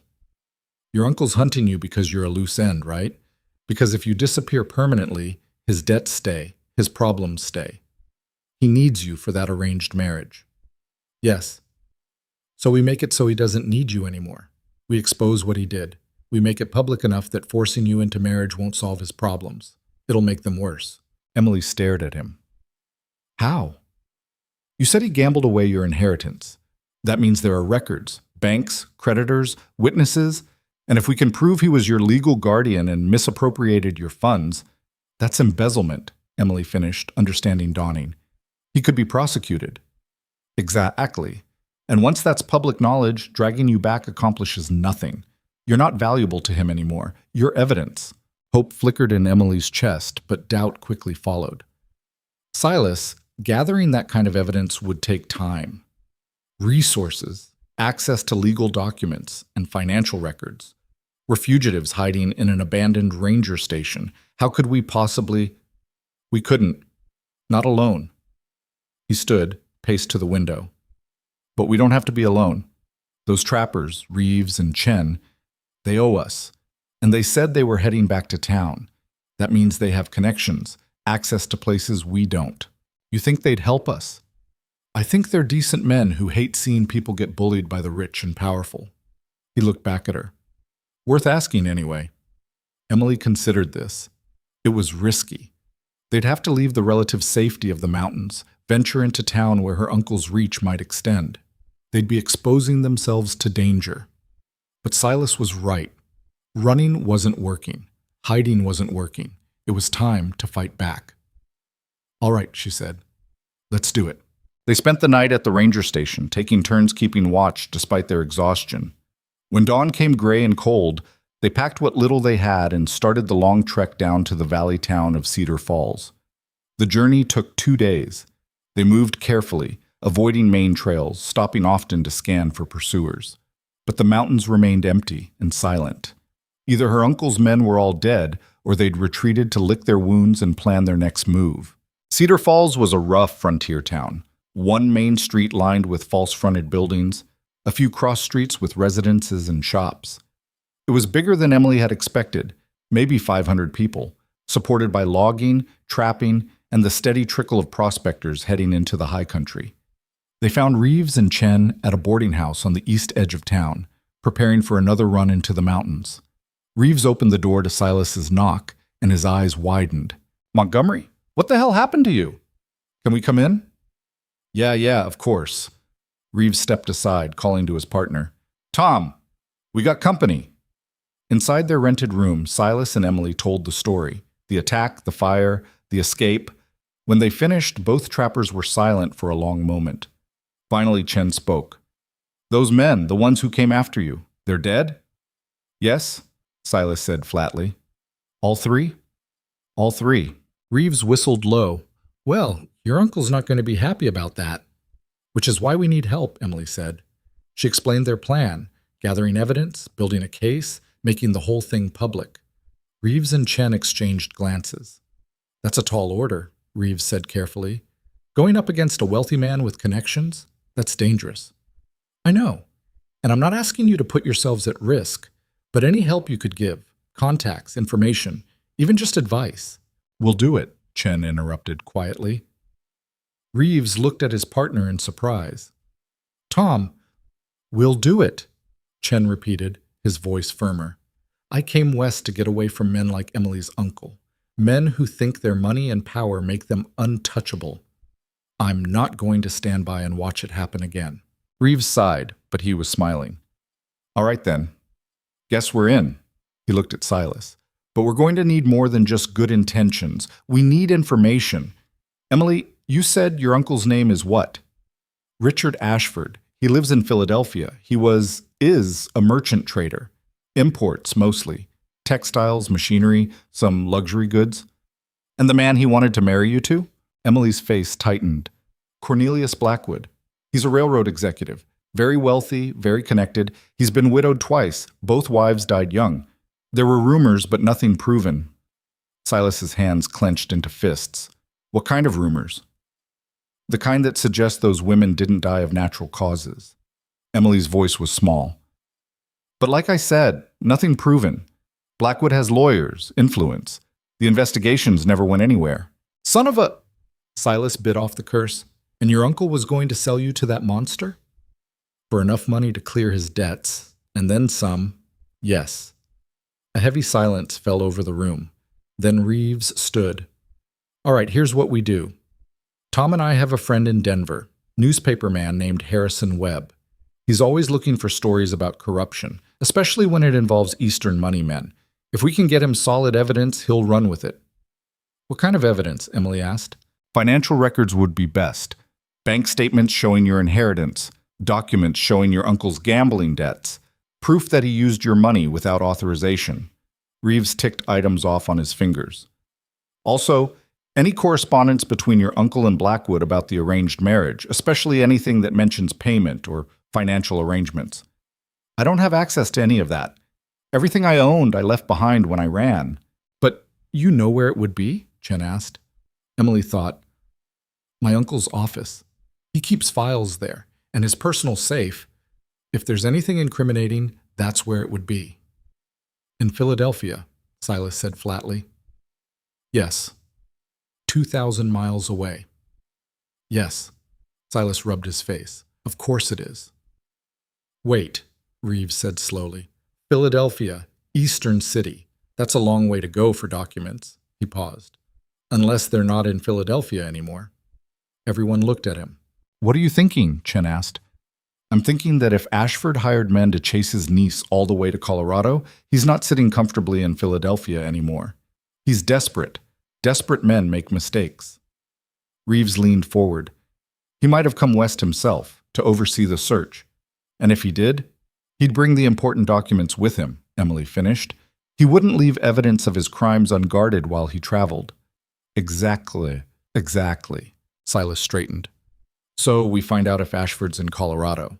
If he is, we find out where he's staying. Then we break in and steal the evidence, Chen finished calmly.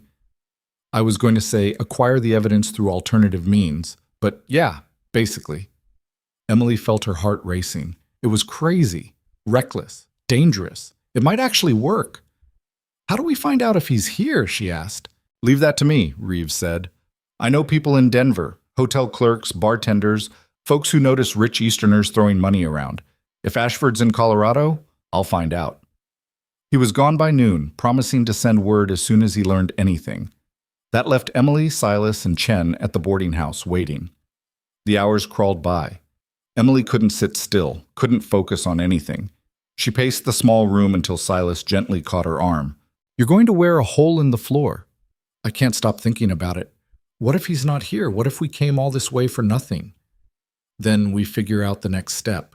We don't give up. Chen, who'd been sitting quietly by the window, spoke up. Can I ask you something, Miss Emily? Of course, and please, just Emily. Emily, then. He hesitated.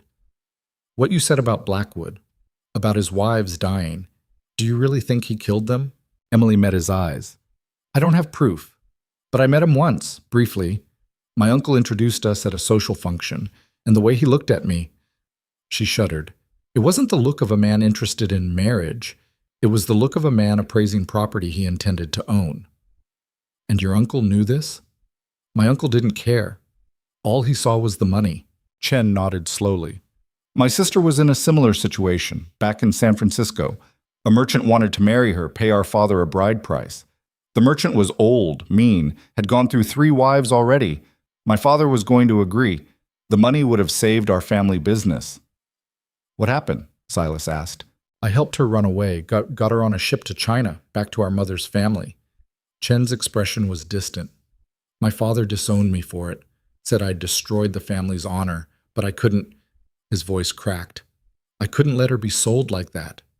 Emily felt tears prick her eyes. Is she safe now? Last I heard, yes. She married a teacher in Canton, has 2 children. She's happy. Chen looked at Emily. That's why I'm helping you, because I remember what it felt like to be powerless, and I remember what it felt like to fight back. Before Emily could respond, footsteps pounded up the stairs. The door burst open and Reeves stood there, breathing hard, eyes bright with urgency. Found him. Ashford's in Denver. Checked into the Brown Palace Hotel 3 days ago. And get this, Blackwood's with him. Emily felt the blood drain from her face. Cornelius is here? Both of them. Apparently they're coordinating the search personally. Reeves grinned, but it wasn't a pleasant expression. Which means all their evidence is probably in that hotel room. Silas was already moving, checking weapons, gathering supplies. How long to Denver? Half a day by train, hour more by horse if we want to avoid being seen at the station. We ride then. I don't trust trains, too many witnesses. Silas looked at Emily. You ready for this? Was she ready? Ready to face the men who'd tried to enslave her? Ready to break into a hotel room and steal documents that could destroy them? Emily thought about the woman who'd stepped off that wagon months ago, terrified, fragile, running blindly into the unknown. That woman was gone. In her place stood someone harder, someone who'd survived winter on a brutal mountain, who'd learned to hunt and trap and fight, someone who'd killed a wolf and faced down armed men and watched her home burn without breaking, someone who was done running. I'm ready, she said. They rode out within the hour. 4 people on horseback, heading toward Denver and whatever waited there. The journey passed in tense silence, each of them lost in their own thoughts. As the sun began to set, the city came into view, a sprawl of buildings nestled against the foothills, electric lights beginning to glow in the gathering dusk. It was bigger than Cedar Falls, more civilized, more dangerous. Somewhere in that city, Richard Ashford and Cornelius Blackwood were planning her future. They had no idea she was planning theirs. They found a stable on the outskirts where Reeves knew the owner, a grizzled old man who asked no questions and charged fair rates. The horses secured, they made their way into the city proper. The Brown Palace Hotel dominated downtown Denver, a grand building of red sandstone with multiple stories and elegant arched windows. Wealthy guests moved in and out through the front entrance, dressed in finery that made Emily acutely aware of her rough trail clothes. We can't just walk in there, she said quietly. No, Reeves agreed, but I know someone who works in the kitchen. She might be able to tell us which room Ashford's in, when he's likely to be out. And then? Then we wait for our chance. Get in, get the documents, get out. They spent the next hours in careful reconnaissance. Reeves's contact, a young woman named Mary who worked in the hotel kitchen, confirmed that Ashford and Blackwood were sharing a suite on the 4th floor. They took most of their meals in the hotel restaurant, usually dining from 7 to 9 in the evening. That gives us a 2-hour window, Chen said. Maybe less if they decide to come back early. It'll have to be enough, Silas said. He looked at Emily. You know what we're looking for. Financial records, correspondence, anything that proves what he did. I know. Once we're in that room, we move fast, no hesitation. Grab what we can and leave. What if they come back while we're inside? Emily asked. Silas's expression hardened. Then things get complicated, but we'll deal with it if we have to. At 6:30, they positioned themselves in an alley across from the hotel. Through the large windows, they could see the restaurant. And at 7 o'clock sharp, 2 figures entered and took a table near the back. Richard Ashford was older than Emily remembered, his hair gone mostly gray, his face lined with stress. But his clothes were expensive, his manner imperious as he snapped orders at the waiter. Beside him sat Cornelius Blackwood. Emily had only met him once, but she'd never forgotten that face. He was perhaps 50, well-dressed, with cold eyes and a thin-lipped smile that never reached them. As she watched, he gestured while speaking, and even from this distance she could see the calculation in his movements. Everything measured, everything controlled. A predator in gentleman's clothing. That's him? Silas asked quietly. Yes. She felt Silas tense beside her, saw his hand drift toward the pistol at his belt. For a moment, she thought he might do something rash, march into that restaurant and settle this the direct way. But he took a breath, pulled his hand back. Later, he murmured. First we get the evidence. Then we make them pay. With Ashford and Blackwood occupied, they made their move. Mary had provided them with a service entrance key, and they slipped into the hotel through the back, moving quickly up the servants' stairs to the 4th floor. The hallway was empty, lit by gas lamps that cast dancing shadows. Reeves kept watch at the stairwell while Silas worked on the suite's lock. Emily was surprised at how skilled he was. The lock clicked open in less than a minute. "Misspent youth," Silas said at her expression. "I'll tell you about it later." Inside, the suite was opulent. Thick carpets, elegant furniture, crystal decanters of whiskey on a side table. It made Emily's skin crawl, seeing the luxury her uncle surrounded himself with. Luxury bought with her inheritance. "Spread out," Silas said quietly. "Look for anything useful. We've got maybe 90 minutes. Emily moved to the desk, a massive mahogany piece covered with papers. She began sorting through them, her hands shaking slightly with adrenaline and anger. Letters. Business correspondence. Nothing useful. Then she found it. A leather portfolio tucked in the bottom drawer. Inside were bank statements, her father's accounts, and transaction records showing systematic withdrawals, all signed by Richard Ashford as her legal guardian. But the dates were wrong. The withdrawals had started before her parents died, while they were still alive. Emily's breath caught.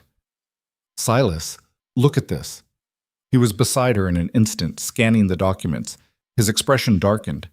"He didn't just steal your inheritance after they died. He was embezzling from your father while he was alive. And these dates, some of these withdrawals happened while my parents were sick, while they were dying." Emily's voice shook.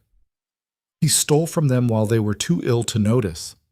"There's more here," Chen said from across the room.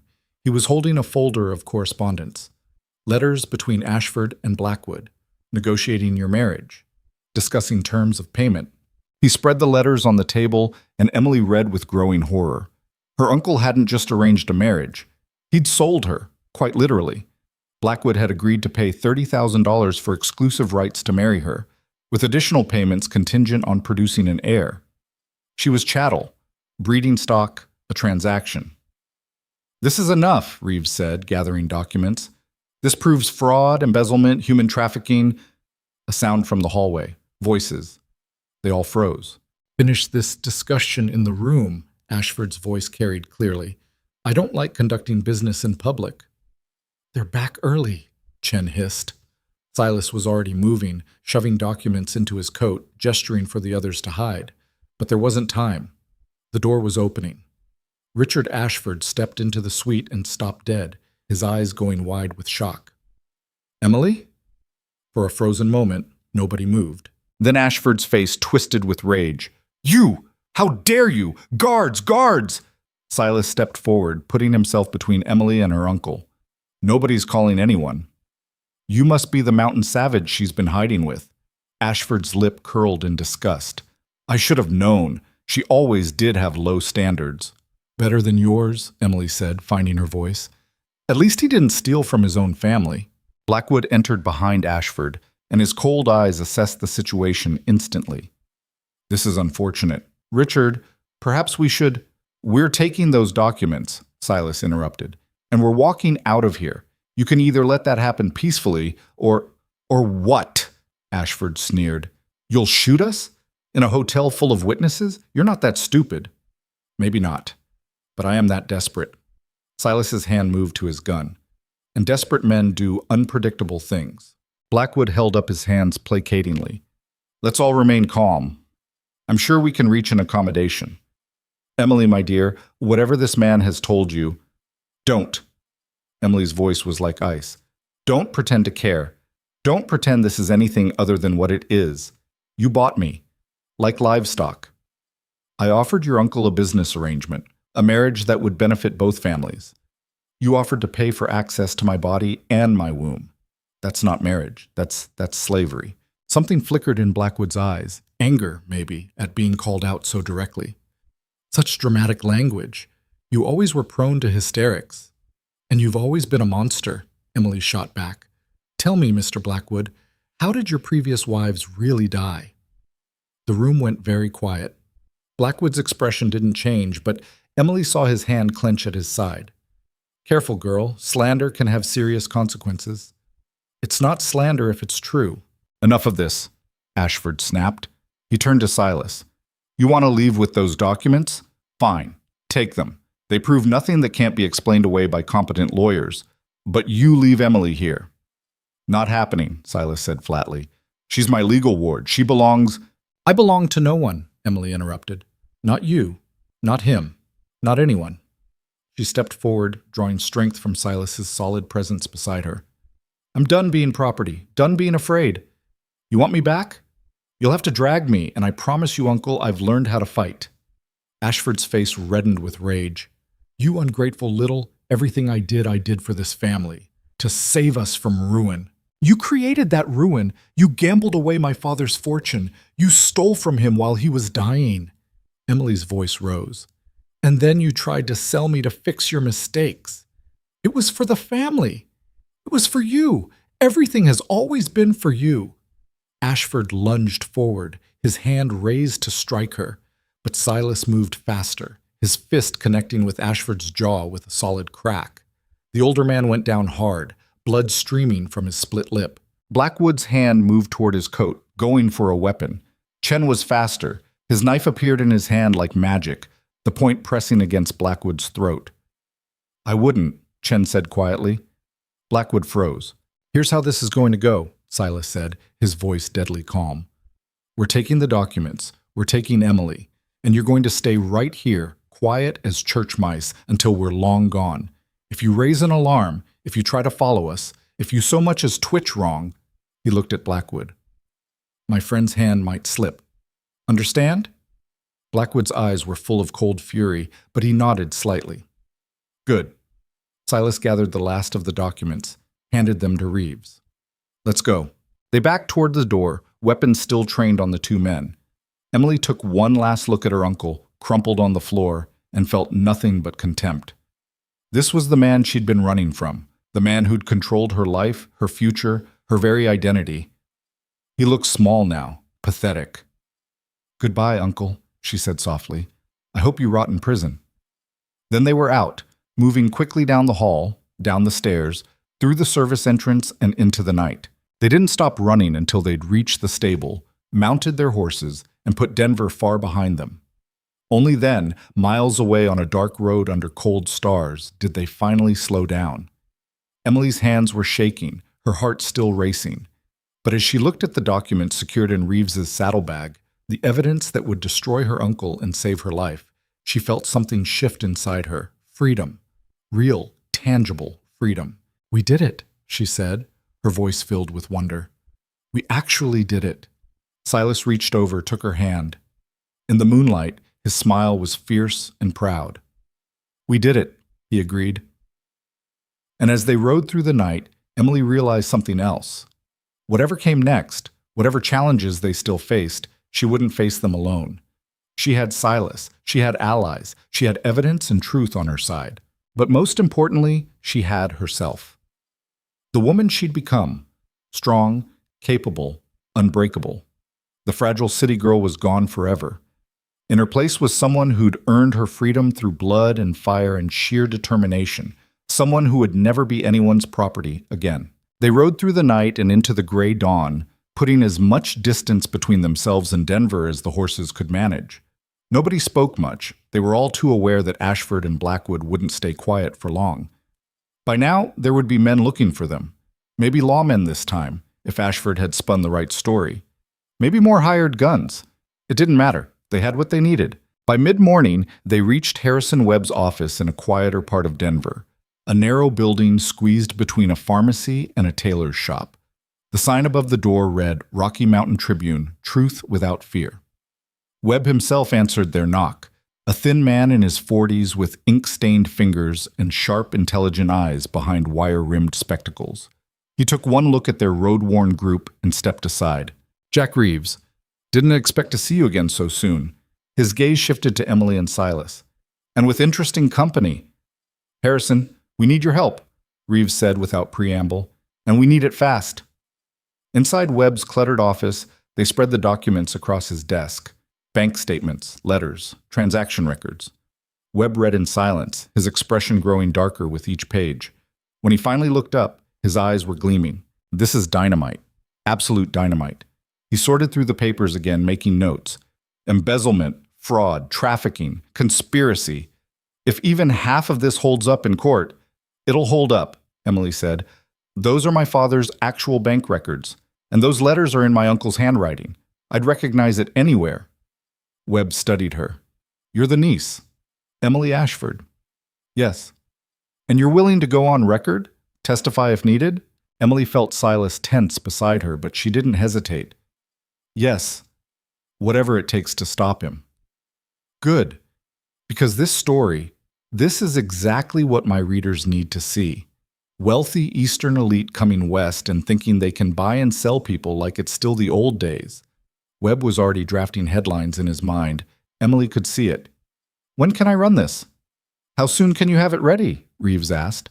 "Front page, tomorrow morning's edition. But I'll need to verify some of these financial details, maybe get a statement from the bank." "You've got 12 hours, Silas interrupted. "After that, Ashford's lawyers will have injunctions filed, maybe bribe the right judges. You need to get this out before they can stop you." Webb grinned. "I like the way you think. All right, 12 hours. But I'm going to need you all to stay close. I'll have questions as I write." They spent the rest of the day in Webb's office, going over every detail, confirming every fact. Emily told her story from the beginning: her parents' death, her uncle's betrayal, the arranged marriage, her escape. Webb took notes furiously, his pen scratching across page after page. "What about Blackwood?" he asked at one point. "You mentioned his previous wives died under suspicious circumstances." "Yes, but I don't have proof of that. Just rumors." "Rumors can lead to investigations." Webb tapped his pen thoughtfully. "If I publish this story, if it gets enough attention, other people might come forward. Servants who saw things, doctors who had suspicions. Sometimes all it takes is one person being brave enough to speak up, and others find their courage." Emily felt a chill run through her. "You think he really killed them?"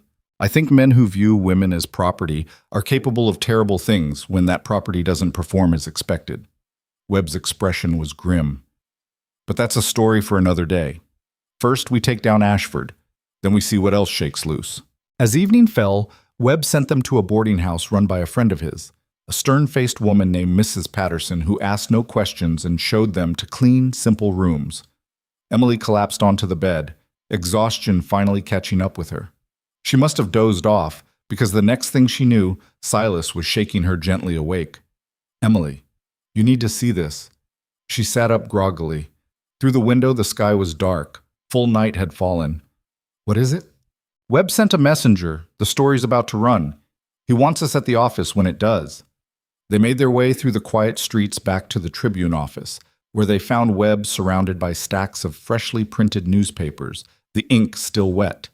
The headline blazed across the front page in bold type: "Eastern Elite Exposed. Wealthy Merchant Embezzles Niece's Fortune. Attempts to Sell Her in Marriage Scheme."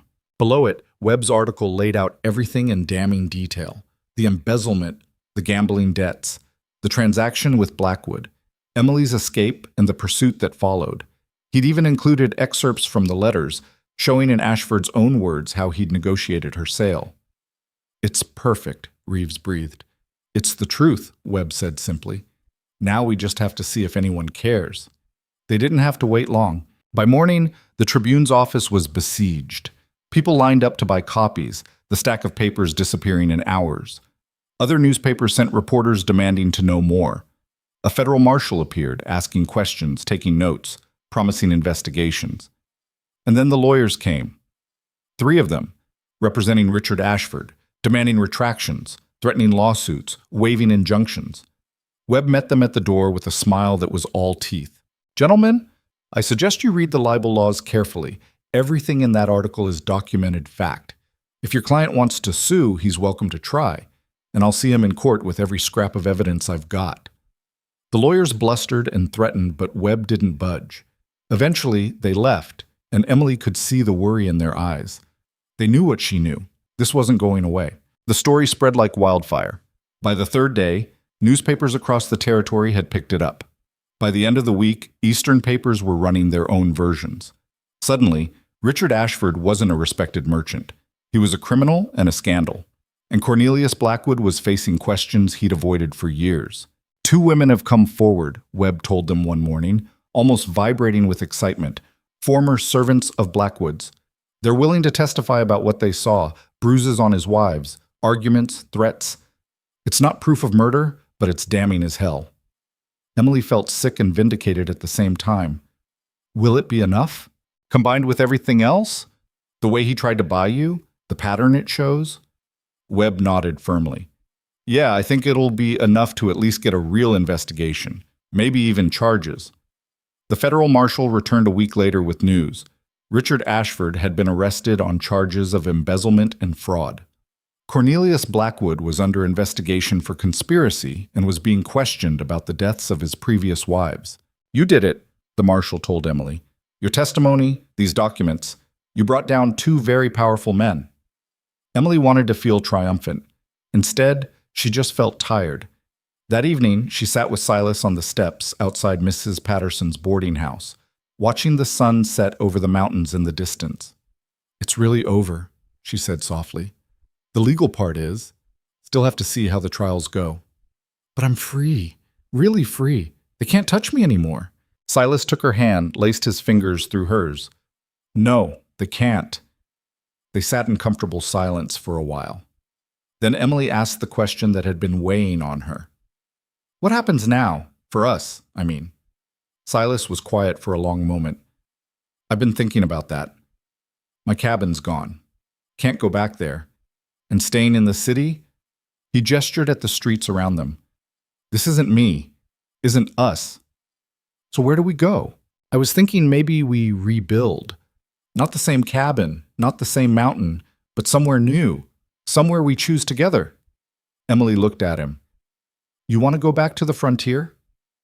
I want to go somewhere we can build something that's ours. Not running from the past, not hiding, just living. He squeezed her hand. But only if that's what you want too. You've got options now. Money coming back to you once the courts sort out your father's estate. You could go anywhere, do anything. I could, Emily agreed. She looked out at the mountains, thinking about the woman she'd been and the woman she'd become. But you know what I learned up there? In the cold, in the snow, and the hard work? What? That I don't need comfort, don't need society or fancy dresses or drawing rooms. She turned to face him fully. I need purpose. I need to feel like my life means something, and I need... She paused, gathering courage. I need you. Silas's expression softened. Emily, I love you, she said simply. I think I have for a while now. Maybe since that day with the wolves, maybe earlier. I don't know exactly when it happened, but it did. I love you too, Silas said roughly. Have since you held that damn ladder in the blizzard and didn't panic. Probably before that, if I'm honest. He pulled her close, and they kissed as the sun set, painting the sky in shades of orange and gold. When they finally pulled apart, Emily was smiling. So we rebuild. Together.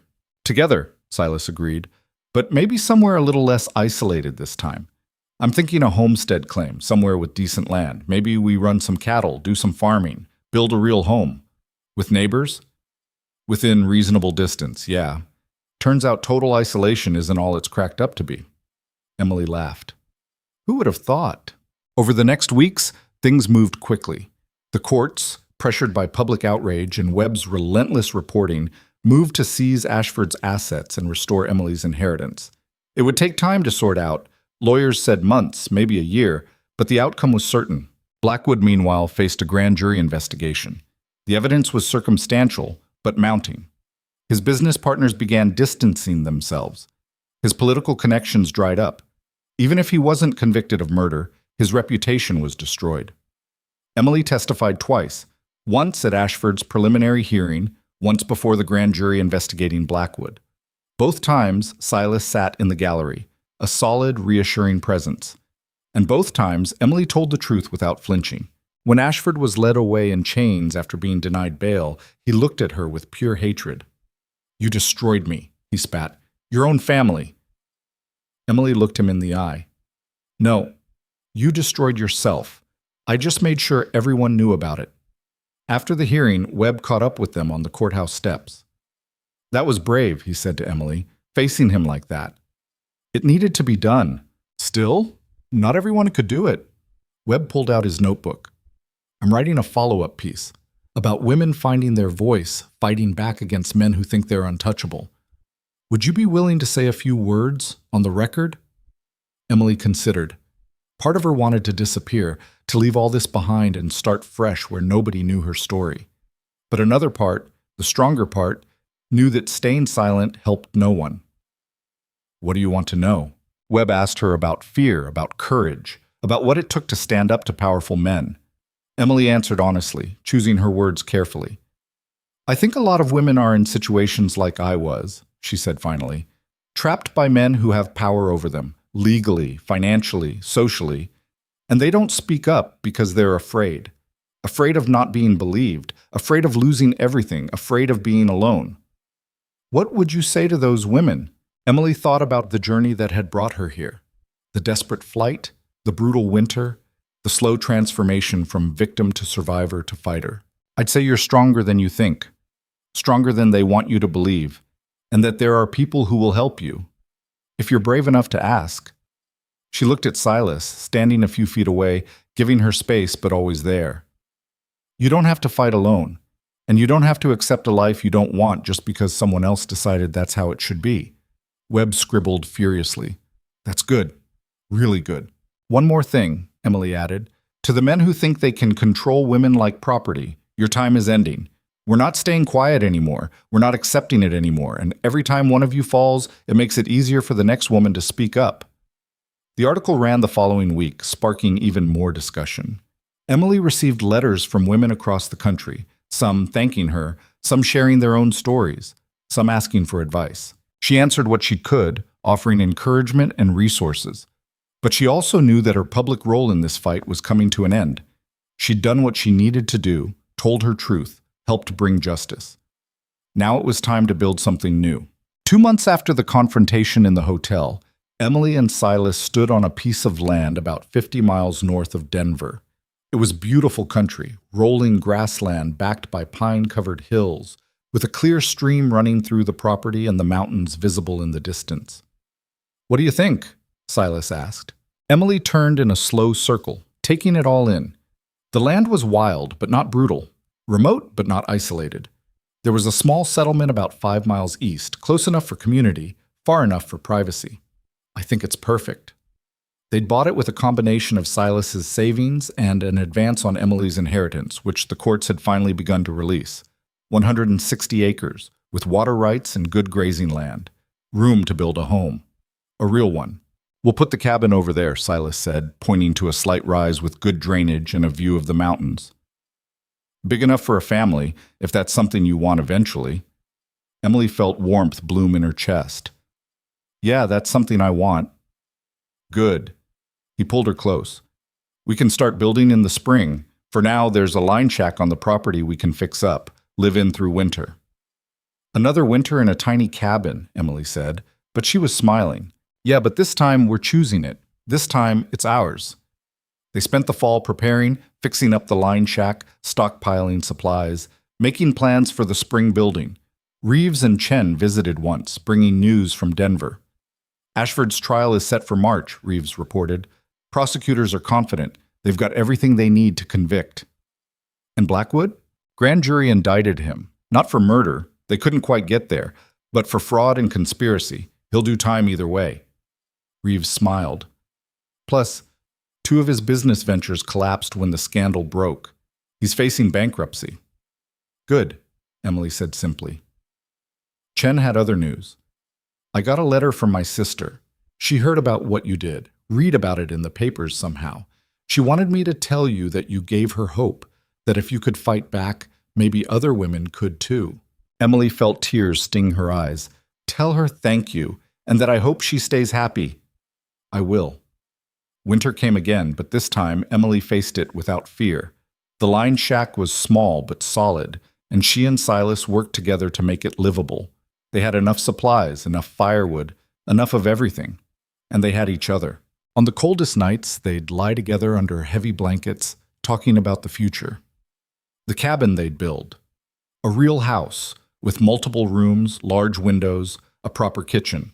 The cattle they'd raise, the garden Emily wanted to plant, the life they'd create. Think we'll make it? Emily asked one night. Really make it, I mean. Build something lasting. Silas pulled her closer. I think we've already survived the hardest part.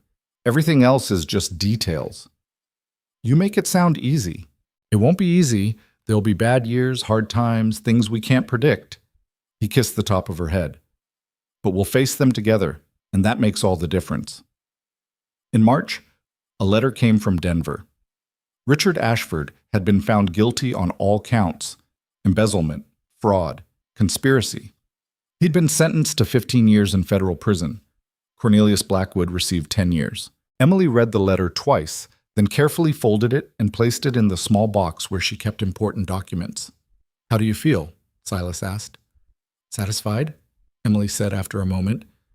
Not happy, exactly. Justice doesn't undo what they did, but satisfied. They can't hurt anyone else now. That's all we can ask for. Spring arrived with a rush of green and warmth.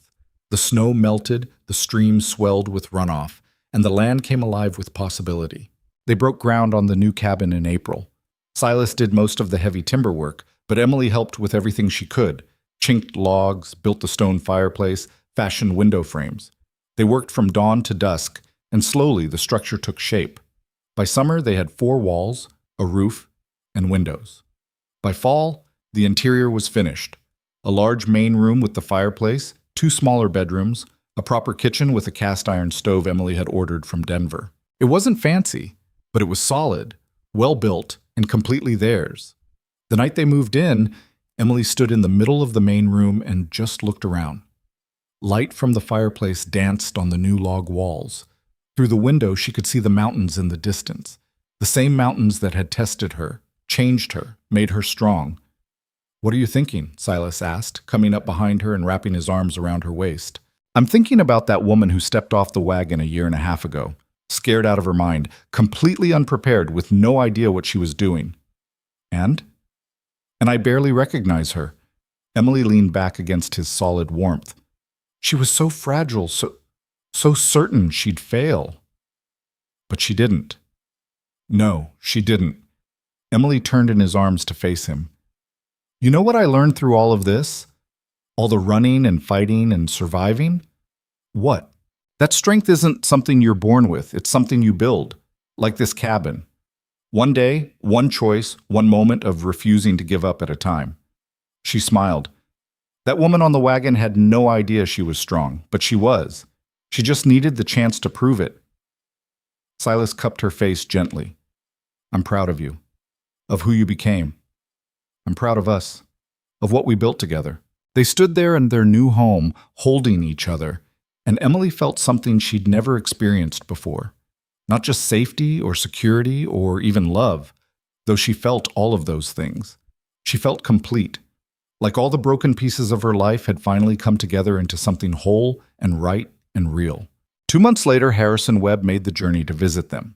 He brought copies of his latest articles, follow-ups on the Ashford case, investigations into other wealthy men exploiting women and the vulnerable. The scandal had sparked a movement, he told them. Women across the country were speaking up, demanding justice, refusing to stay silent. You started something important, he told Emily. You know that, right? I just told my truth. That's how it starts. One person brave enough to speak up, then another, then another. Webb smiled. You're a symbol now, whether you want to be or not. The woman who fought back and won. Emily wasn't sure how she felt about being a symbol, but if her story helped other women find their courage, she could live with it. After Webb left, she and Silas sat on the porch they'd built, watching the sunset paint the sky in brilliant colors. Any regrets? Silas asked. Emily thought about everything she'd been through. The fear, the pain, the moments when she'd been certain she wouldn't survive. But she also thought about what she'd gained: strength, purpose, love, freedom. No, she said firmly, not a single one. Not even the parts where you nearly froze to death? Emily laughed. Okay, maybe I could have done without some of the near-death experiences, but the rest of it? The growing and changing and becoming someone I'm proud to be? She shook her head. No, I wouldn't trade that for anything. Silas pulled her close, and they sat together as the light faded and stars began to appear in the darkening sky. Emily thought about the future stretching before them, uncertain in its details but solid in its foundation. They'd build a life here, raise cattle, plant crops, maybe eventually raise children who'd grow up strong and free and unafraid. But more than that, they'd proven something important, that you didn't have to accept the life others chose for you, that you could fight back, even when the odds seemed impossible. That strength came not from never being afraid, but from being terrified and doing what needed to be done anyway.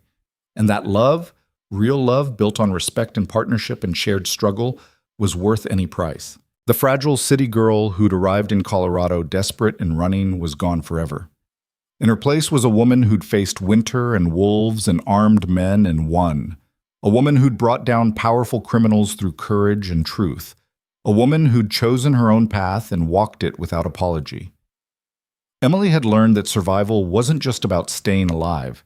It was about deciding what kind of person you wanted to be and fighting to become that person, no matter what stood in your way. She'd learned that home wasn't a place. It was the people you chose to stand beside, the life you built with your own hands, the freedom to be yourself without fear. And she'd learned that sometimes the hardest journeys led to the most beautiful destinations. As full darkness fell and the first chill of evening crept in, Silas stood and offered his hand. "Come on, let's go inside. I'll build up the fire." Emily took his hand and let him pull her to her feet. Together, they walked into their home. Not the one they'd been given or inherited or forced into, but the one they'd built themselves. Behind them, the mountains stood silent and eternal, witnessing their story as they'd witnessed countless others.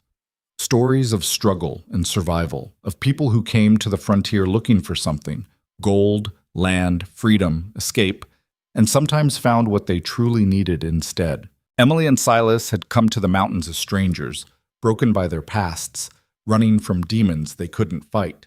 They'd left as partners, healed by shared hardship, ready to face whatever came next. And that, Emily thought, as Silas closed the door behind them and the warmth of home wrapped around her like an embrace, was the best kind of ending, or rather, the best kind of beginning.